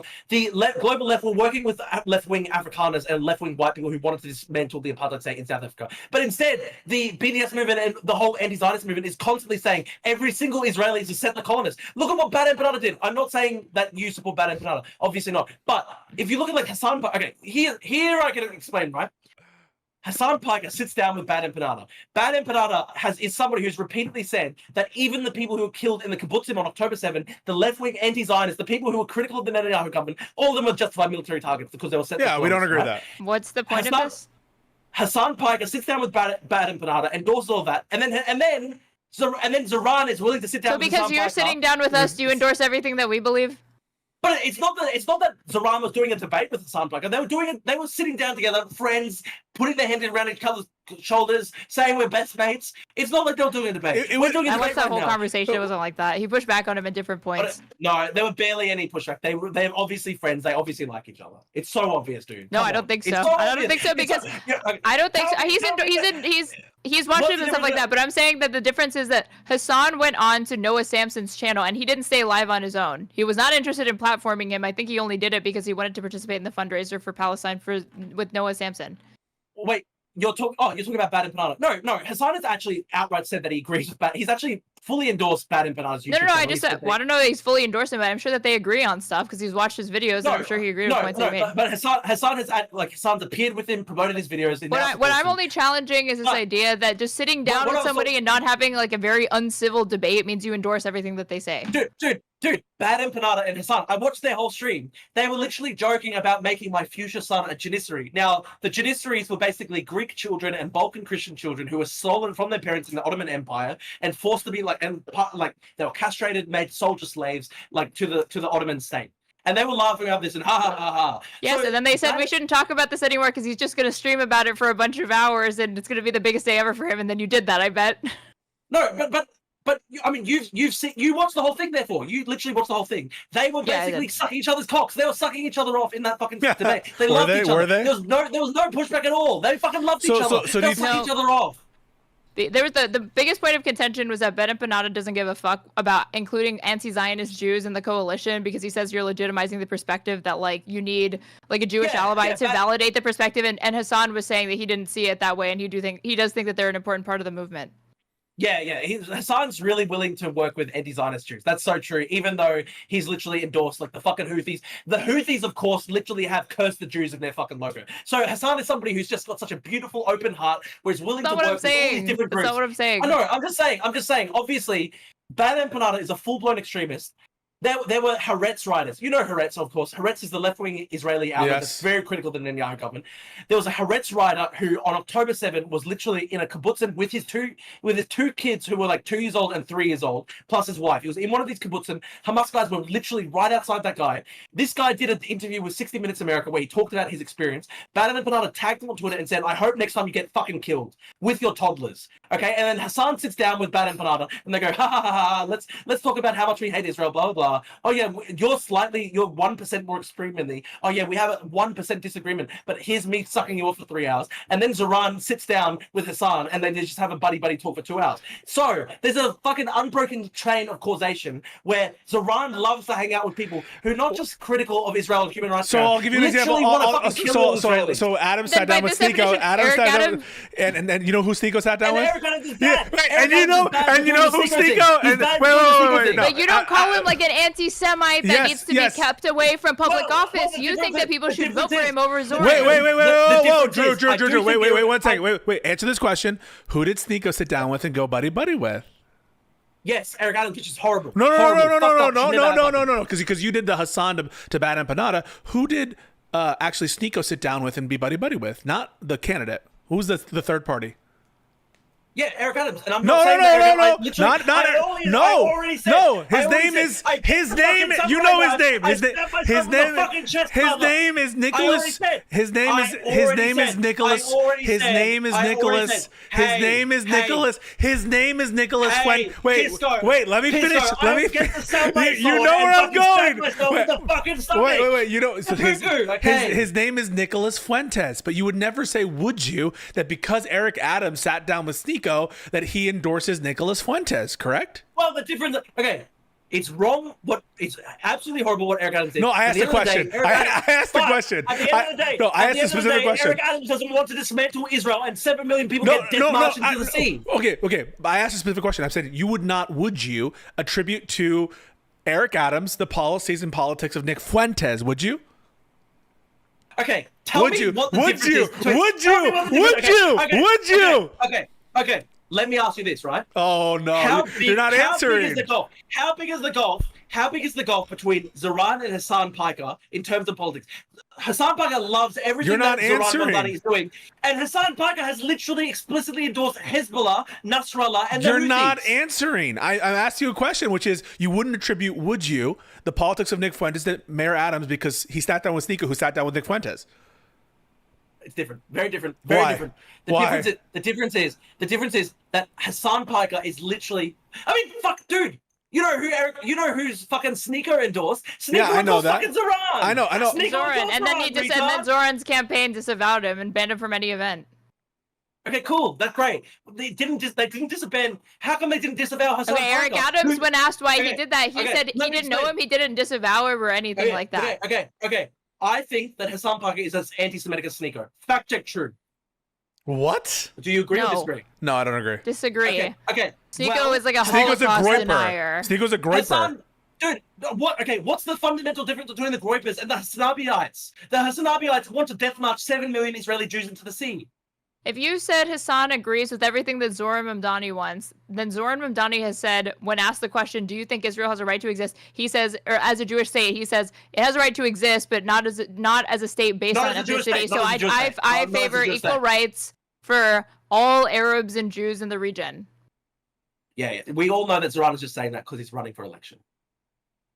Convenient. And we all know that Eric Adams is just saying whatever he's saying just because he's running for election. And we all know. And we all know that apparently Lander endorsed like an Islamist candidate, right? Yeah. Oh yeah, I found it. So like you've got photos of like Brett Lander with like Linda Sarsour, all these extremist people, all these really hardcore extremist people. Okay. Well, can we get on? Beautiful. Okay, this is good. Okay, I just thought that Drew, who was saying that people should be able to be denaturalized, is calling somebody else an extremist. This is the guy who we're going to listen to define extremism. Everybody. I'm an extremist. I think Pakistani gang rapists in Britain should be deported. Okay, that's really extreme. You're so right. That phrase. 80% of people agree with me. You think 80% of the British population is extremist? You're if they agree with you on that, then yes. If they agree with you that they should be denaturalized as citizens because they commit crimes, then yes, 80% of the British public is extremists. Can I ask you, why is the hill that you want to die on the citizenship of Pakistani gang rapists in Britain? Why is that the number one issue for you in politics? It doesn't fucking make sense. Why did they make them citizens? You're framing. It was a disaster. It was obviously a fucking mistake. It was obviously a mistake if they carried out gang rapes. Yeah, it's a very mistake it's obviously a mistake to naturalize brown people is what you're saying, right? No, I said specifically the people who carried out gang rapes. No, but they were naturalized before they carried out gang rapes. Dude, we're gonna loop. If it was Greek Cypriots, literally my ethnicity. If it was Greek Cypriots doing this in Britain, I would say the same thing. Okay. I want to move on now. So you're saying that you wouldn't make a decision on who to vote for in the mayoral. You have critiques of everybody, right? I said I'd seppuku myself. I said I'd get a sword, I'd get a samurai sword, and stab myself in the fucking chest, and just wait until I fucking bleed out, like seppuku. Japanese if you don't endorse another candidate, Zoran might end up winning, right? Yeah, If you really, really want him to not win, you have to advocate that people vote against him and vote for another candidate. So who are they going to vote for? Okay, I'll lay down my life with Eric Adams then. Even though I think Eric Adams is stupid. My God. Even though Eric Adams is corrupt, even though he sits down with anti-Semites. Listen, Pisco. I didn't say I agree with everything he's ever done. As I said previously, my family in Greek Cyprus probably. As you said previously, it doesn't matter because if you speak positively of them, or if you compliment them, or if you associate with them, then you basically endorse everything that they've ever said or done. That's your standard. That's your standard for what counts as endorsement. I said to you that fuck, sorry, I got distracted. You're good. What I said to you is this. Say it again. Sorry, I got distracted by the chat. Said you're trying to distance yourself from Adams's most pernicious views and behaviors, but I'm saying it doesn't work that way because by the standard that you've laid out in this conversation, it doesn't matter that you haven't explicitly endorsed those things because if you're throwing material support behind them, if you're endorsing them, if you're saying people ought to vote for them, if you've spoken positively of them, then you're endorsing everything that they've ever said or done. Two things. Okay. One, the Turkish corruption stuff is bad. Look, my family was Cypriot dhimmis for many years under the Ottoman yoke. So I understand sometimes when the Turks are fucking around, you have to fucking bend the rules to fucking survive, okay? It's not perfect. We don't want to have to do that. But look, we all know sometimes you have to fucking make deals with the Turks. Okay, that's number one. Number two. Dude, fuck you. He was accepting bribes, and then he did a corrupt deal with the Trump administration, and he hung out with anti-Semites. He hung out with two anti-Semites. Count them, two. And those people hung out with. Perfect? Wait a second. Did I say he was perfect? And those people. Okay. So just okay. He's not perfect. He just hangs out with neo-Nazis. Okay. That's your definition of a lack of perfection. I think Hassan hangs out with Hassan is a neo-Nazi essentially. Hassan at the end of the day, Hassan hangs out with neo-Nazis, but you know that he doesn't do that. Hassan Piker Hassan Piker, after October 7, he couldn't say that babies were not military settlers and therefore not military targets. So Hassan Piker, in his heart of hearts, wants to see all Israelis ethnically cleansed from the population. That's the difference between Eric Adams and fucking Hassan and Zoran. Then why does he endorse Zoran, who says again equal rights for all citizens? I don't believe in what he says that. I don't believe in what he says that. I genuinely believe in my heart of hearts that Zoran, in his heart of hearts, would want to see Israel. Okay, I have a question for you, Drew. So if Zoran's lying about his platform, then why are you scared of him instituting national grocery stores or trying to raise the minimum wage? Because it's all a lie. I'm not scared about that. I don't even give a fuck about the grocery stores. I don't. Because you don't give a fuck about the city. Because you don't give a fuck about the city. Because you don't give a fuck about any of this. Because you're just signaling. You're just virtue signaling. You don't give a fuck about New York City, and you want to saddle us with a fucking corrupt mayor because of fucking Hassan. No. Let me explain. I actually like his policies. I like free buses. I like public transport, all this stuff. I'm literally a social democrat. I grew up as a Bernie Sanders supporter. I literally support all the economic stuff. I almost support all the economic stuff. If you just cut out the hatred for white people and the race communism and the hatred for like fucking Western civilization, then I'd support Zoran, okay? Okay, I have a question. Should Hassan be denaturalized? Oh yeah, should he? No, I don't think that. I think he's American. Why not? Why not? He's Turkish. Why not? Turkish heritage. I think he's assimilated. Wait, what do you mean? What do you mean? Yeah. You just said that he endorsed Hezbollah, that he endorses Hamas, Hassan Piker. That he wants to destroy Israel. Sorry, I thought you were talking about Zoran. Yes, Hassan should be deported. He should be deported. Hassan Piker should be denaturalized and deported to Turkey. Yeah, Hassan Piker is not an American. He hates America. He wants to kill Americans. He celebrated 9/11, dude. He celebrated 9/11. He's not an American. Fact check, truth nuke. Okay. Clip this up and post it around. Clip it up and post it around. It's literally my view. Fuck it, dude. We will. So who does Farrakhan lead? What's his organization? Farrakhan lead. Sorry. Louis Farrakhan. He leads an organization. Yeah, Louis Farrakhan. Nation of Islam fucked up. It's horrible. Eric Adams. So why does Eric Adams support the Nation of Islam? Let me explain. That's retarded. It's fucking psycho. But I don't. Wait. Why does Eric Adams support the Nation of Islam? Let me explain. That's fucked up and psycho. I think Louis Farrakhan is fucked up and psycho. I'm just saying, at the end of the day, I don't think Eric Adams wants to kill all Jews in Israel. And I think that Zoran ultimately endorses policies supports people that do. He supports the Nation of Islam. No. Zoran hangs out with people who want to kill all Israelis. Like Hassan wants to kill all Israelis. Wait. So you think Hassan wants to kill all Israelis? Yes. Or not killed, maybe ethnically cleansed, march them into the sea, death marches, all that sort of stuff. A lot of them would be killed.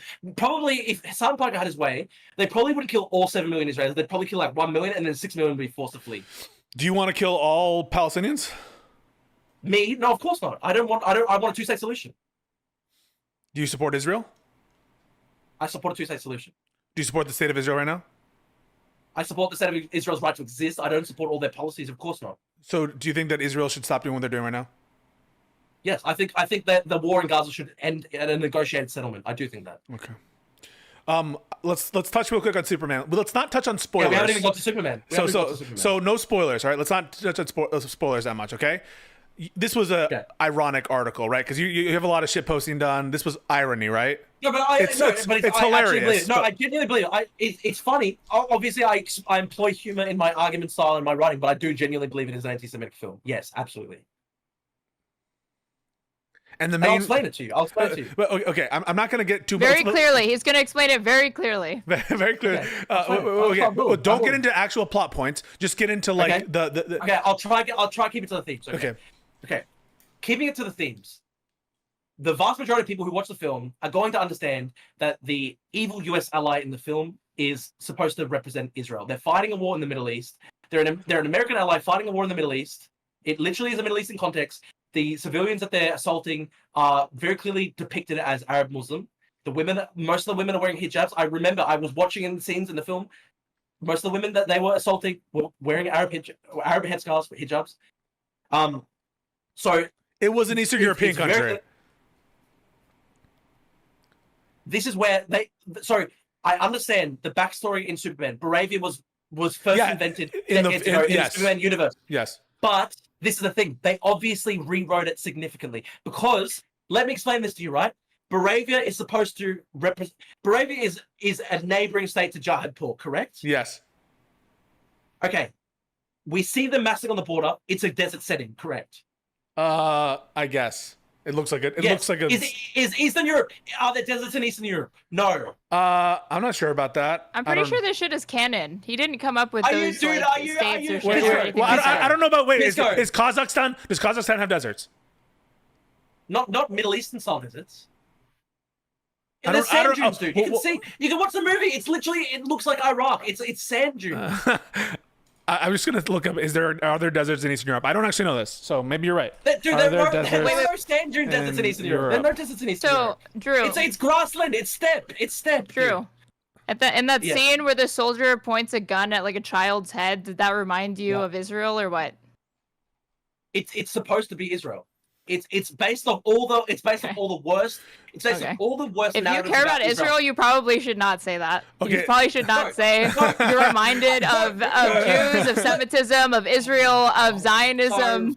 When you see a soldier pointing a gun at the head of a small brown child. Serbia has according to Google, Serbia has deserts. There's deserts in Europe. It says here. Oh my god. Oh my god, you both are being so fucking stupid right now. Okay, one, there's no deserts in fucking Eastern Europe, Pisco. Stop being fucking retarded. We all know there's no deserts in the Eastern Europe. The Delabito Sands is a large sand area covering 120 square meters of ground in Serbia. You know what he's thinking when he thinks fucking desert. He literally means like the pyramids and shit, a sphinx and sand. That's what he means. Oh my god, dude. Yes, we all know there are great sandy deserts in Eastern Europe. So fucking true. Okay, that's number one. No, number you two, don't care about like the actual definition of desert. You just have this. You have like literally a caricature in your head.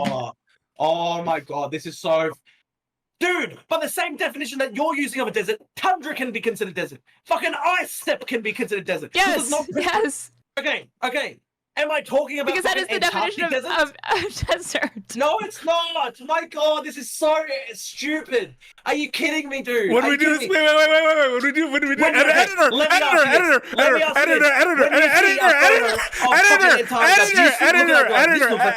Editor. When you do the edit. That's a different claim. Like the Middle East, I'm saying it's a desert. Editor, when it qualifies as a fucking desert. Editor, when you do the edit, at this point, editor, it's a fucking desert with sand. Editor, when you do the edit right now in this part, I want you to put all of the deserts right here, in Europe, okay? And we can compare, and then put right next to them. Europe. Drew is like a pharaoh. Drew is like a pharaoh. Pisco is like a sphinx. I want you to put the Moravia Jahanpur desert, and I want you to compare the most similar desert in Europe. Okay, I want you to put them right there, and we can see who wins. This is one of the dumbest things I've ever heard. Where was it filmed? Wait, where was it filmed? Whoa, where the fuck was it filmed? We need to find this out, guys. Where was Jahanpur filmed? Jahanpur. Oh, if it was filmed in Europe, you're fucked. I really hope it was. It's not filmed in Europe. There's no fucking deserts in Europe, Pisco. I just want to know where it was filmed. Pisco, you said it was about Kazakhstan? No, Serbia. They said Serbia. There's some. I'm gonna kill myself. We're actually trying to pretend that there are deserts in Europe. I'm gonna kill myself. This is fucking ridiculous. Where was Jahanpur filmed? We need to figure this out, guys. We need to figure this out. I'm looking it up too. Oh, primarily at the studios in Atlanta, Georgia. Are there deserts? I guess there's deserts in Atlanta, Georgia. Filming also began in Norway. Is Norway in Europe?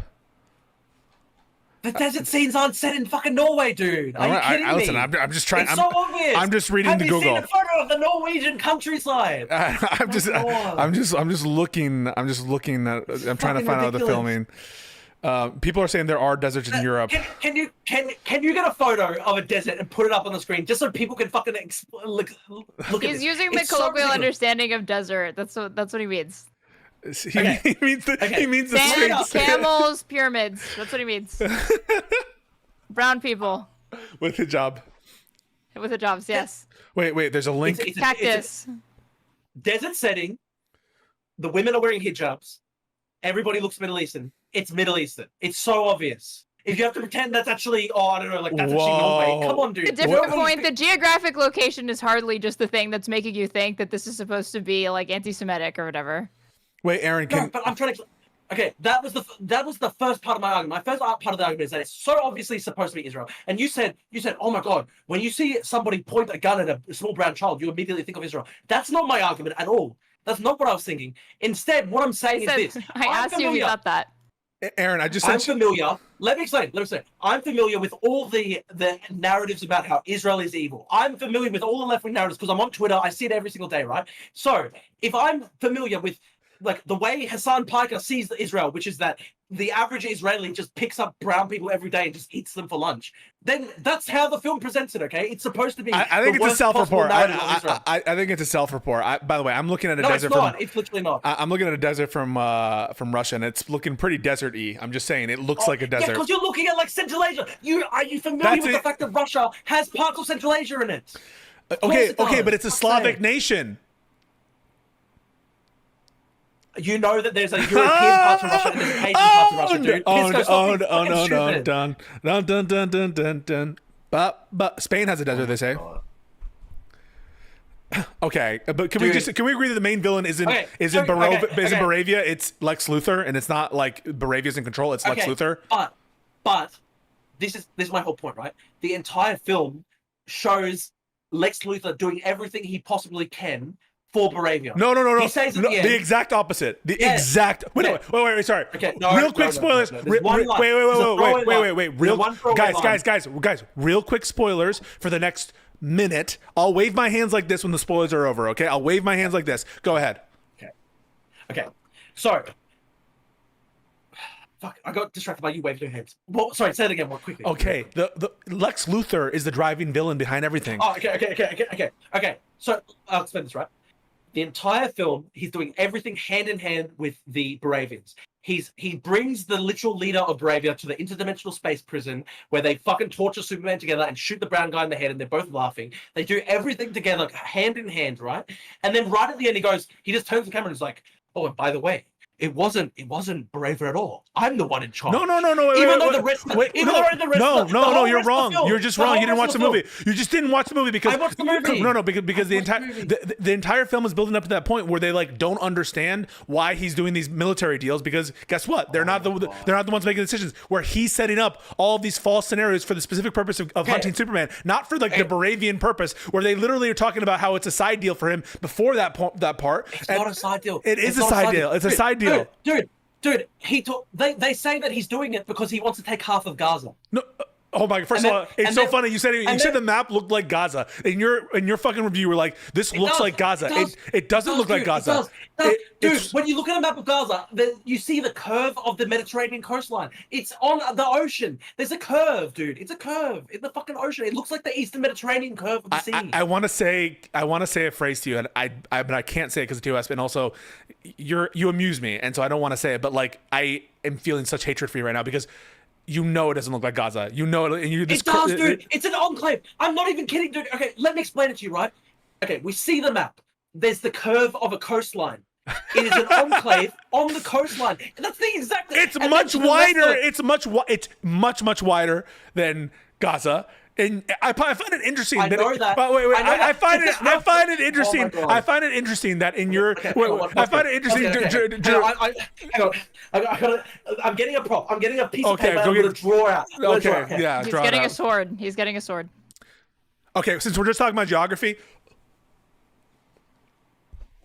All right, guys, we're just talking about geography. See his picture of Canada. It has a coast, Pisco. It has a coast that curves. Editor, right here at this point, I want you to put Jahanpur right here, and I want you to put Gaza right over there, and I want to show you. Don't worry about what Drew's drawing right now because it's gonna be bullshit, and it's just gonna show a curve of a coast. I want you to actually put the map of Gaza right here, and then I want to put Jahanpur right over there to see how fucking different these two things are. This will be great, editor. All right, you can put it right here. Making the editor work. 1 second. Yeah. I'm.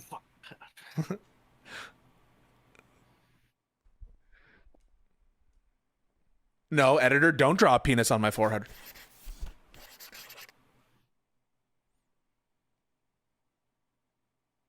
What's happening? I don't know, but I sent you a DM with a desert. I showed it on my stream. Oh, nice.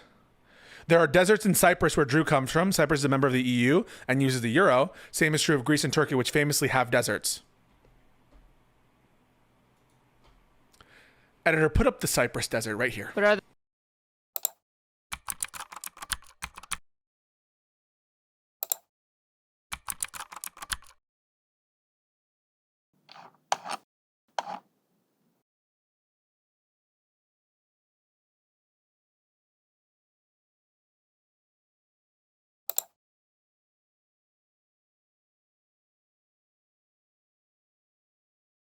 Muslims there. Pisco. Oh, true.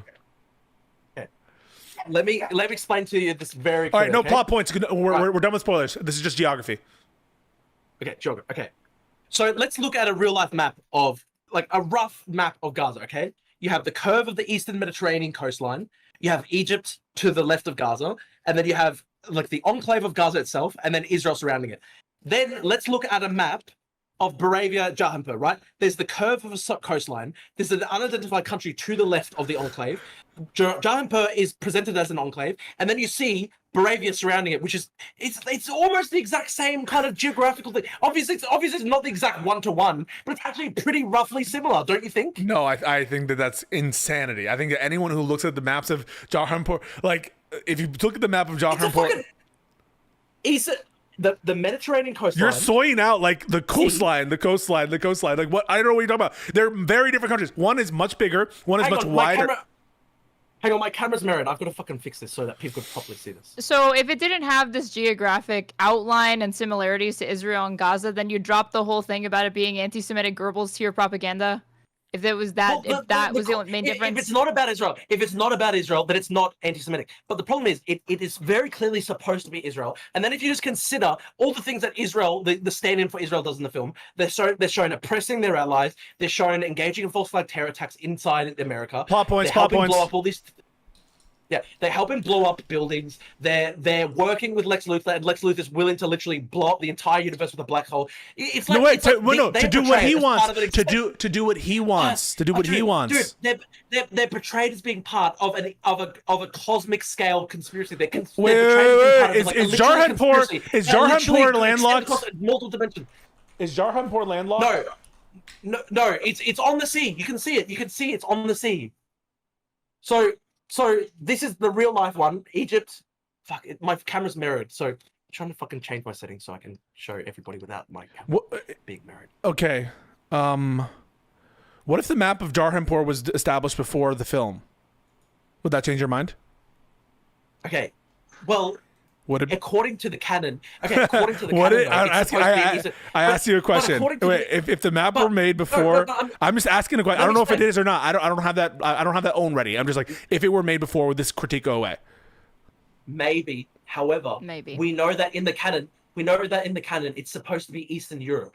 We very clearly see that it's not an Eastern European setting that they're invading. It's so clearly not Eastern Europe. It's how Hollywood typically, conventionally Okay, you know the stereotype of how Hollywood portrays. Wait, it is landlocked. It is. Wait, it's landlocked. Wait. It's landlocked. No, it's sea. No, it's landlocked. No, it's Markovia. Wait, no. Okay, Erin, I want you to show this. Can you share the screen, Erin? Hang on a second. Yeah, link it. Okay, here. Erin, I'm showing this to you. Remember when Israel manipulated Lex Luthor? Dude, they are portrayed as being part of a cosmic scale conspiracy to enslave all of humanity. They are. That's how the film portrays it. Wait, are you sharing screen, Erin?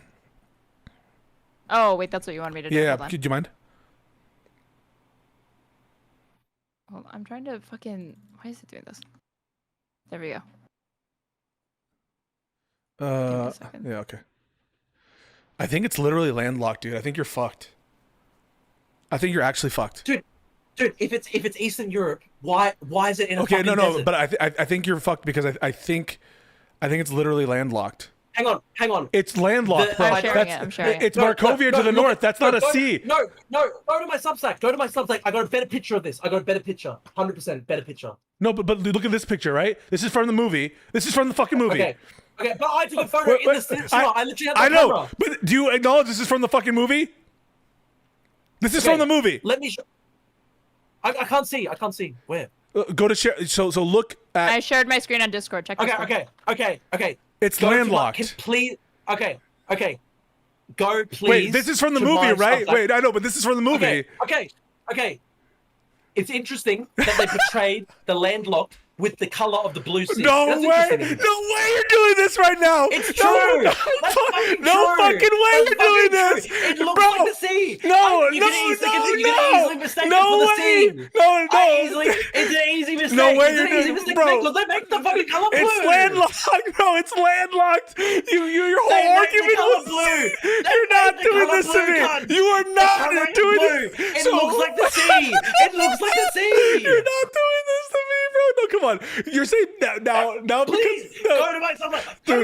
Look at the photo I took. From my perspective, it looks like the sea. Look at the sea. Dude, wait a second. So your whole argument was the curve of the water. But it looks like the sea. It looks like the sea. Pisco, you could so easily mistake it for the sea because it's fucking blue. The curve of the fucking water. Blue, dude. And it's another country because it's in the blue. Please, cunt, it's blue.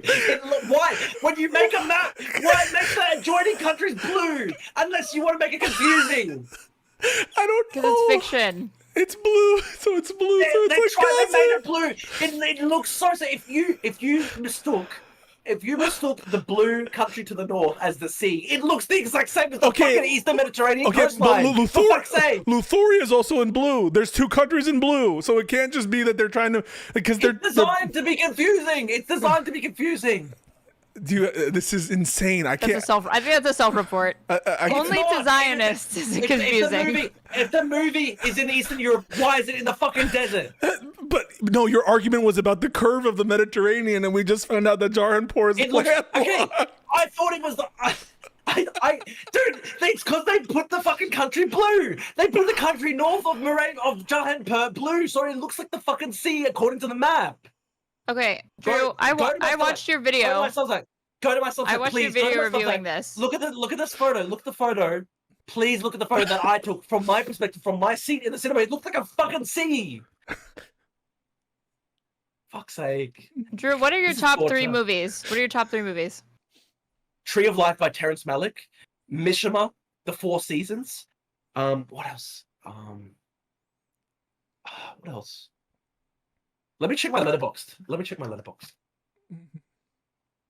I'm a Kino guy. I love my fucking Kino stuff. Okay. It looks like Gaza because of the curve of the Mediterranean. Oops, wait. It's just because the country is blue. It looks like it. It looks like it. Okay. It looks like it. Fuck, dude. Why make it blue? Why make it fucking blue? You wrote a whole article about it. It's so obvious. Go to my article and look at the photo that I took from my seat in the cinema. It looked like the fucking sea. So sick of this, man. Oh, the other one, No Country for Old Men. That's a fucking great film. That's a good movie. Okay. Great film. Do you like any movies with political themes? Yeah, I do, of course. Okay, well, why did you say in your Superman review that you didn't want any politics in your movies because you're just trying to enjoy a story? Because it's fucking Superman. It's a fucking slop movie, okay? It's not an art house film. You're a massive hypocrite. You're a massive hypocrite. You're a hypocrite. No, it's not an art house film. It's not an art house film. It's a slop movie. I don't like Marvel and shit like that anyway. Look, go down. Look, okay. Stop. See the photo. You used the same picture, Drew. You used the same picture. You covered up the country line. I'm gonna get it off my phone. Hang on. Fuck's sake, man. Oh, this is actually fucking torture. This is amazing. Nobody understands me. It doesn't look at all like Gaza, dude. I don't know what to tell you. Like, look at it. Dude, the photo that I took in the cinema. Different. Well, it's that the script probably originally called for Moravia to represent Russia, with Moravia's leader representing Vladimir Putin. Why are you arguing this so hard then? If you literally have an alternative hypothesis for what it's supposed to be. See, that's just the sign of my intellectual honesty that I could actually entertain an alternative hypothesis. I do think that they probably when they were producing the film like 3-4 years ago, they probably started out saying, let's make it about Russia, Ukraine. But then over time, obviously the themes, it's obviously a very politically charged message to make it, you both know how Hollywood portrays the Middle East very stereotypically. There's sand, there's hijab, there's, the brown sand. I would suggest that they're actually bigoted against Muslims, not Jews. That's the opposite of your point. You think that the film is bigoted against Muslims and portrays Muslims as a hero? No. You just said that Hollywood depicts Muslim, like the Middle Eastern people, like Muslims in Middle Eastern areas, stereotypically using desert, sands, brown people, or whatever. That speaks to a bias against Muslims and against Islam, not against Jews. No, but the film's not biased against Muslims and Islam. It's not at all. It's a hybrid of Ukraine and Gaza, hence the blue. Okay, from where I was sitting in the cinema, okay, and I took the fucking photo, they made a deliberate choice to make the country directly north of Berea on the fucking map blue, so it looks like the fucking sea, okay, Pisco? Okay. Okay, explain this to me, right? If it's not supposed to be Israel, why is it this is the most cartoonish part of the whole film? Okay, Pisco, you can wave your hands again for plot spoilers. Spoilers. Okay, please go back to my Substack for a second, please. Erin, please, can you go back to the Substack? What do you want? Sorry. I didn't know you were showing it. Okay, I'm just excited. Okay, this is literally the most on the nose part of the whole film. Okay, so this guy is presented as a hero. He's like this Arab streetcar vendor in New York City. Oh my god! He's like a halal streetcar guy. He helps Superman up to his feet when he's like brutally hurt. Helps him up with his feet. Says, "I gave you falafel." Don't go here, Drew. As a hero, right? Drew, don't go here. You're basically saying if they show a Muslim in a good light, first of all, you don't even know he's Muslim, but if they show a Muslim in a good light, it's anti-Semitic. No, dude. No. I'm saying it's anti-Semitic to present the main villain who's supposed to be a stand-in for Israel, picking up a random brown guy. That's what you're trying to prove. Wait, no. You're trying to prove that it's circular, right? So you're begging the question. The whole point is, how do you show that it's Israel? And you're now assuming, as part of how to prove it's Israel, the notion that the guy who's the stand-in for Israel, that's part of your proof that it is Israel. Do you understand what I'm saying? It's begging the question. It's circular. Okay. But would you accept though, right? Would you accept that if Berea is supposed to be Israel, and then they have the leader of Berea stand there while Lex Luthor shoots a random Arab guy in the head, and then they're just laughing, going, "Ha ha ha, we hate this." Arab okay, people. I'm gonna read from your Substack. I'm quoting Drew. Yeah. I mean, please. the subtlety of it all is just genius. They literally pick up a random Arab streetcar halal vendor off the street and then shoot him in the head and laugh. Yes, the message is Israel is evil, the whites/Jews hate Arabs. Only a toddler could not read the subliminal message or hear this dog whistle. You got mad at me for saying that if you care about Israel, do not say that when you see depictions of brown people being brutalized and have guns at their head to say, wow, this is just like Israel. This is fucking anti-Semitic. You're doing that. No, I'm saying that it's a caricature of Israel. I'm saying this is how the opponents of Israel see Israel, okay? This is how they think Israel acts. And then in the film, you're not the opponent of Israel, and you clearly see parallels. No, I don't. I'm just saying this is the propaganda against Israel, and they're trying to use all the propaganda against Israel. The exact same themes, the exact same talking points, the exact same tropes. The tropes of an Arab man saying, "I gave you free falafel." No. Okay, I don't think he actually said that. The choice. Okay, explain to me the choice of the director, right? Why is it that the stand-in, the guy who could, let's just say you reject my hypothesis, but at least admit that some people could see it as Israel, okay, correct? Yes, obviously. Some people could see it as Israel. Okay. A lot of people like Hassan Pike will say this is the best anti-Israel film ever made. Okay, some people see this as Israel. Okay, would you say it is anti-Semitic to have the guy who some people could see represent Israel in the film? They just literally stand there and shoot a random brown guy in the head and just laugh and go, ha ha ha, we hate the Muslims. Like, come on. No. What you just said is so. You said because some people might view it as Israel, it's anti-Semitic for the director to have this choice because some people might view it as Israel. No. Therefore, it could be. It's a dog whistle, dude. It's a dog whistle. It's literally a dog whistle. It's literally a dog whistle. I don't get it. How is it a dog whistle?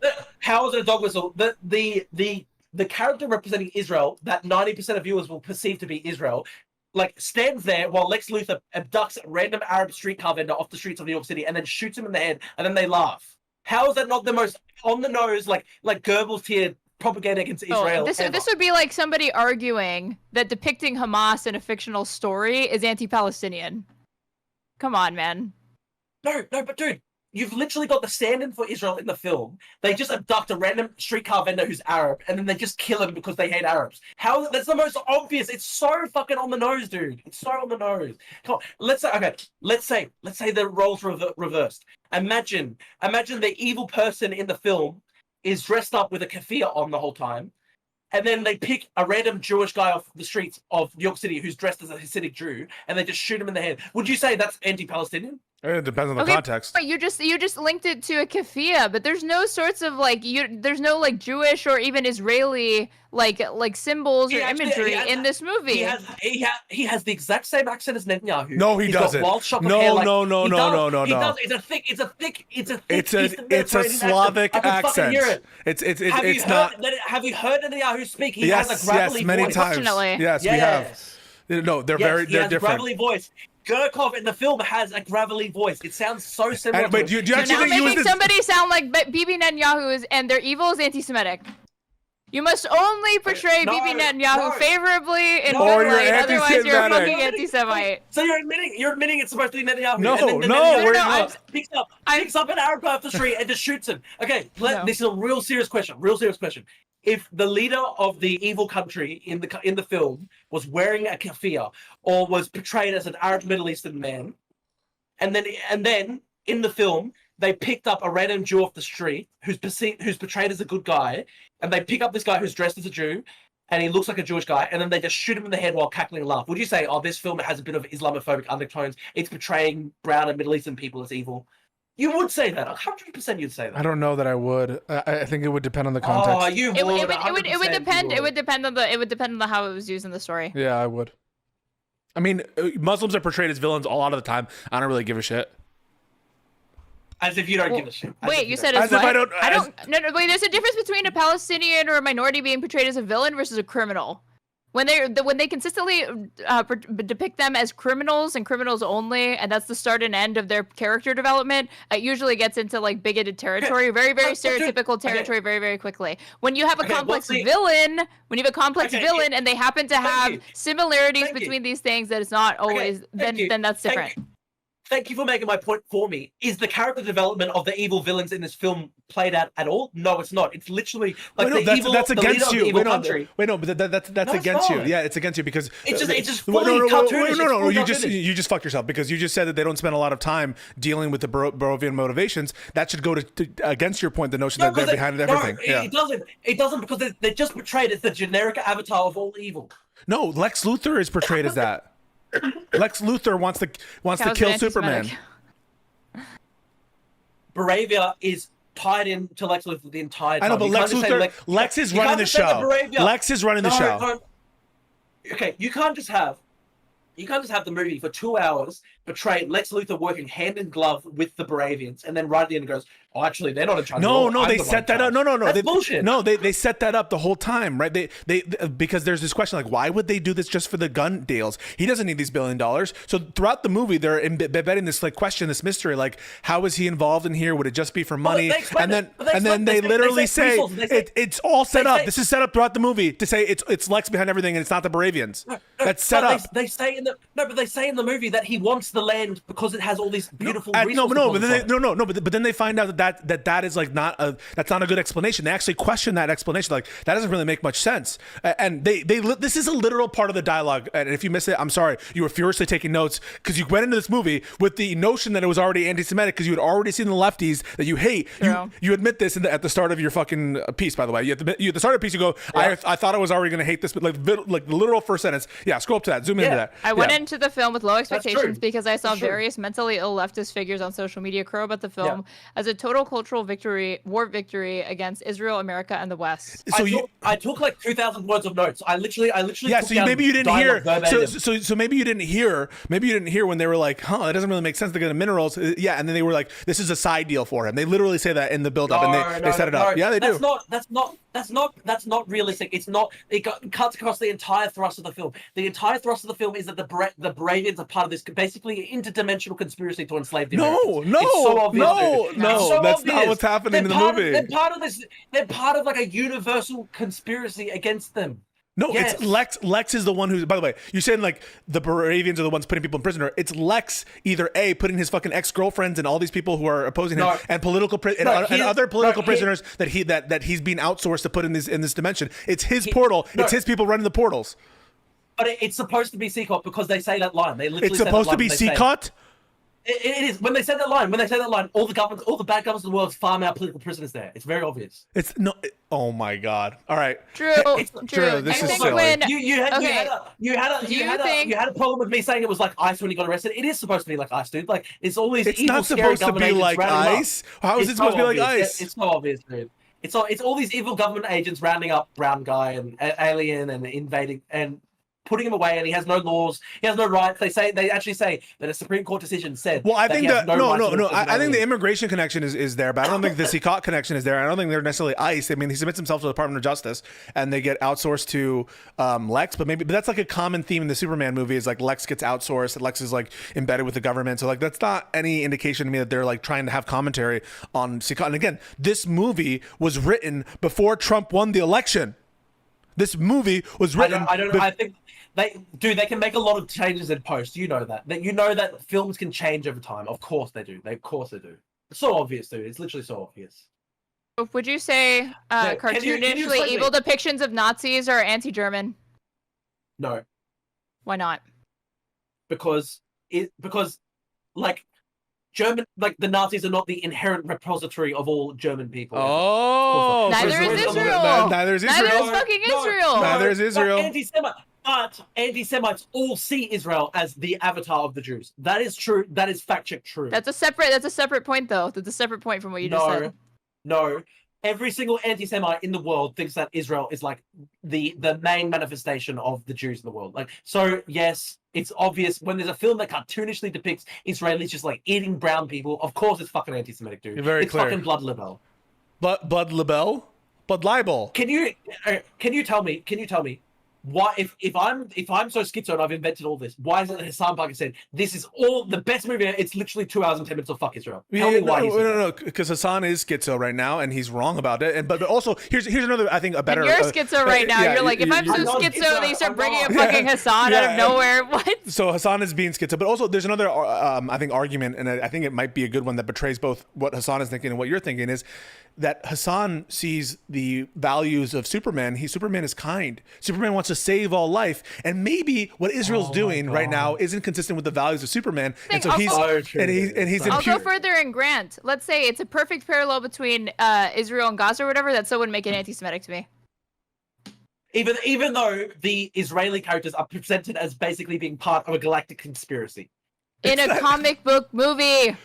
A fictional comic book movie, yeah. It's the same narrative as Zog. They basically betrayed the Americans as the slaves of them. It's true. They don't. Lex is in charge. It's Lex Luthor in charge. Dude, if you look at how the media is portrayed, the media is portrayed as basically being like the dupes. And it's like all this propaganda, brainwashing. No. And here's for example. Erin, can you scroll down to where there's like a so keep scrolling down. There's a picture of like buildings being destroyed.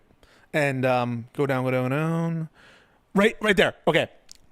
So in there, you're saying that these skyscrapers are being blown up by Israel. Bravia doesn't care about destroying. Wait. Let me finish. Bravia, first of all, it's not. Bravia doesn't care about Metropolis being destroyed.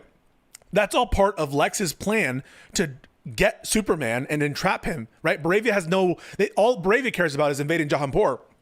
They have no role, and they don't care about destroying Metropolis. That's all part of Lex's plan to draw Superman out to kill Superman. So would you agree? At least this is dishonest. What you're doing right here, that's dishonest because that's not the plan. No. We see the Baravian supervillain. You know, I forget the name of the guy. You know the guy at the very start of the film, and he's got the. That's Ultraman, right? That's Ultraman, Baravian Hammer. Yes.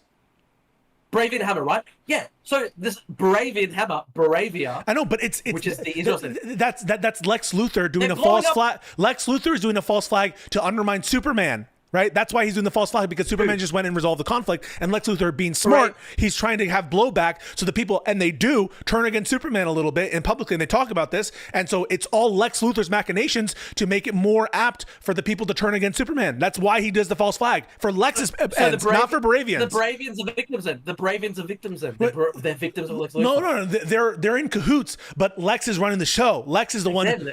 Lex is running the show. They're in cahoots. Lex is in cahoots. Okay, but Lex is Baravian Hammer. For Lex's purposes. Okay. You're wrong. That's why you're laughing. Okay. You're wrong. I'm right. No. Pisco. There is a false flag terrorist attack that's attributed to Israel with red laser eyes in New York City. No, but that's for Lex's purposes. Lex is doing that to undermine Superman in the public eye and to fuck with Superman, and also to find out where Superman lives and to take and fuck with his shit. That's literally the plot, right? He's using the false flag, and everyone high fives the false flag, not because, oh, we're gonna help out Baravia. It's because, oh, we found out where Superman lives. We're turning the public against Superman. That's the whole point. Okay. Are you familiar with the fact that there are a lot of anti-Semites, like for example Sneeko, who say that 9/11 No, was done by the Jews? You can't address my point. Yes, I know they say that. I'm trying.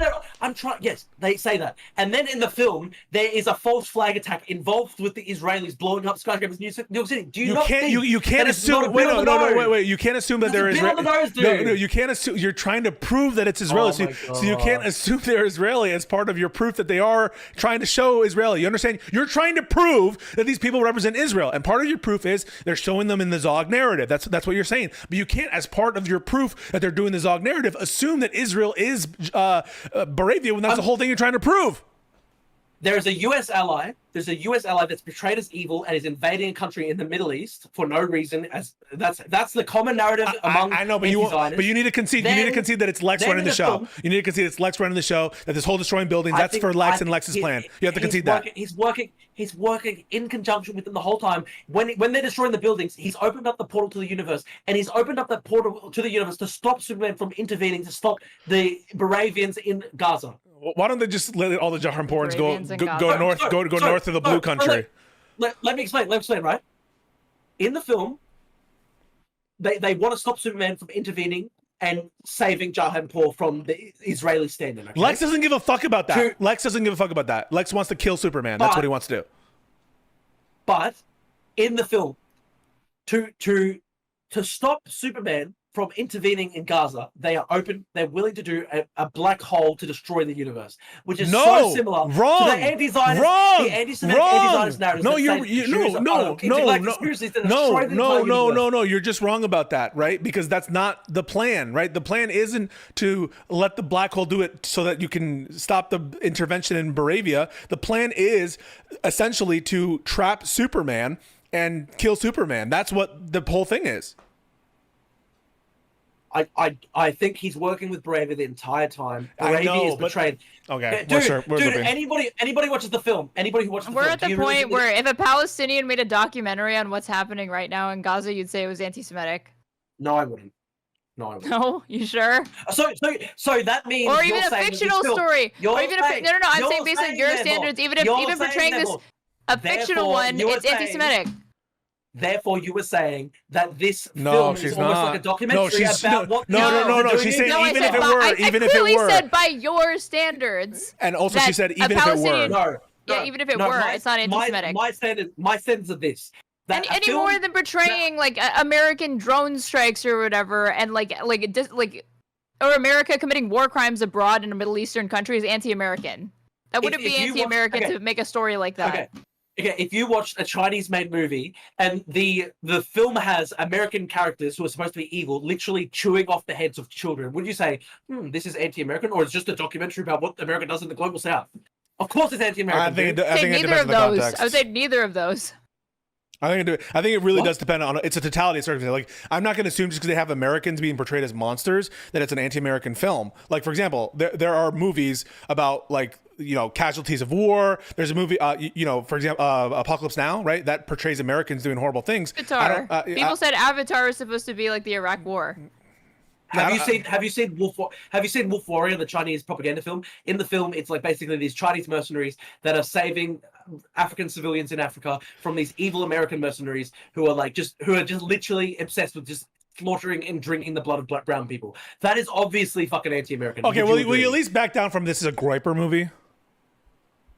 No, I think honestly, if you accept that the film is about Israel, which I genuinely think it is supposed to represent the evil American allies Israel, then all the narratives about it basically running the world, enslaving the Americans, carrying out like interdimensional atrocities, that is basically a Groiper narrative. So how do you deal with the fact that Drew is not going to advocate for anyone to go see it and decide for themselves because you're going to be contributing to a blood libel and financially supporting an anti-Semitic propaganda film. If you want to see it, go out and see it. I'm not going to say I'm not going to stand athwart the cinema entrance and go, no, you can't go watch Superman. Go fucking watch Superman. How do you reconcile? It's not that good. Do you think it's at all convincing that the two leads for both Lois Lane, she's not Jewish, but she was like kind of raised in a Jewish school, and she cites Jewish influences in her life as being very important to her, and obviously the lead for Superman, he is a Jewish person. How do you deal with those facts? It's literally irrelevant. Okay. If the entire film is about how basically the Israelis are like this interdimensional space demon people, like Alex Jones says, then it doesn't really matter if like there's an anti-Zionist Jewish guy who's like the Superman lead. Okay, and the fact that the film was written before October 7th. I just straight up think that they changed it in production. And in post, they changed the whole. No, not in post. But just as the film was developing, as they got to the point of actually filming the scene and stuff, I just think that they changed it. Okay.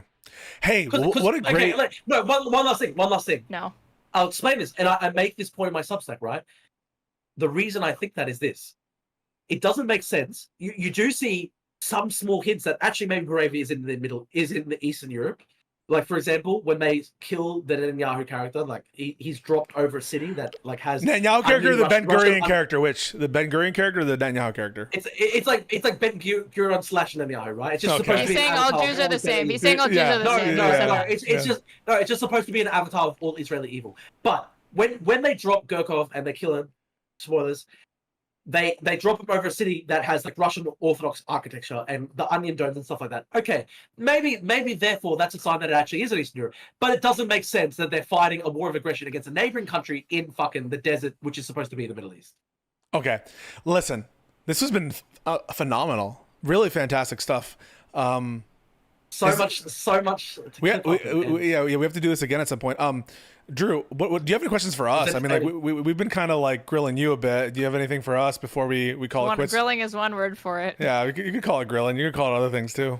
I actually survived 2-on-1 against Pisco for 3 hours, a Mao struggle session. It's like literally a Mao struggle session, just going on and on about I'm evil, I'm racist, and I'm schizo. And I held my own, and I'm still standing. Okay, so I'm happy. And you know what, Pisco? Yeah. In a couple of days, maybe in a week time or something like that, let's do on your channel. I'll do the fucking American citizenship test. Oh, the American citizenship. Yeah, let's do the American citizenship test. All right, perfect. Yeah, we will. And give me a couple of days though, because I've got to do other shit as well. But we'll do it. Okay. Hey, thank you so much, Drew. Feel free to disconnect. And hey, appreciate you. All right. Thank you. It was entertaining. Much love. Goodbye. Bye.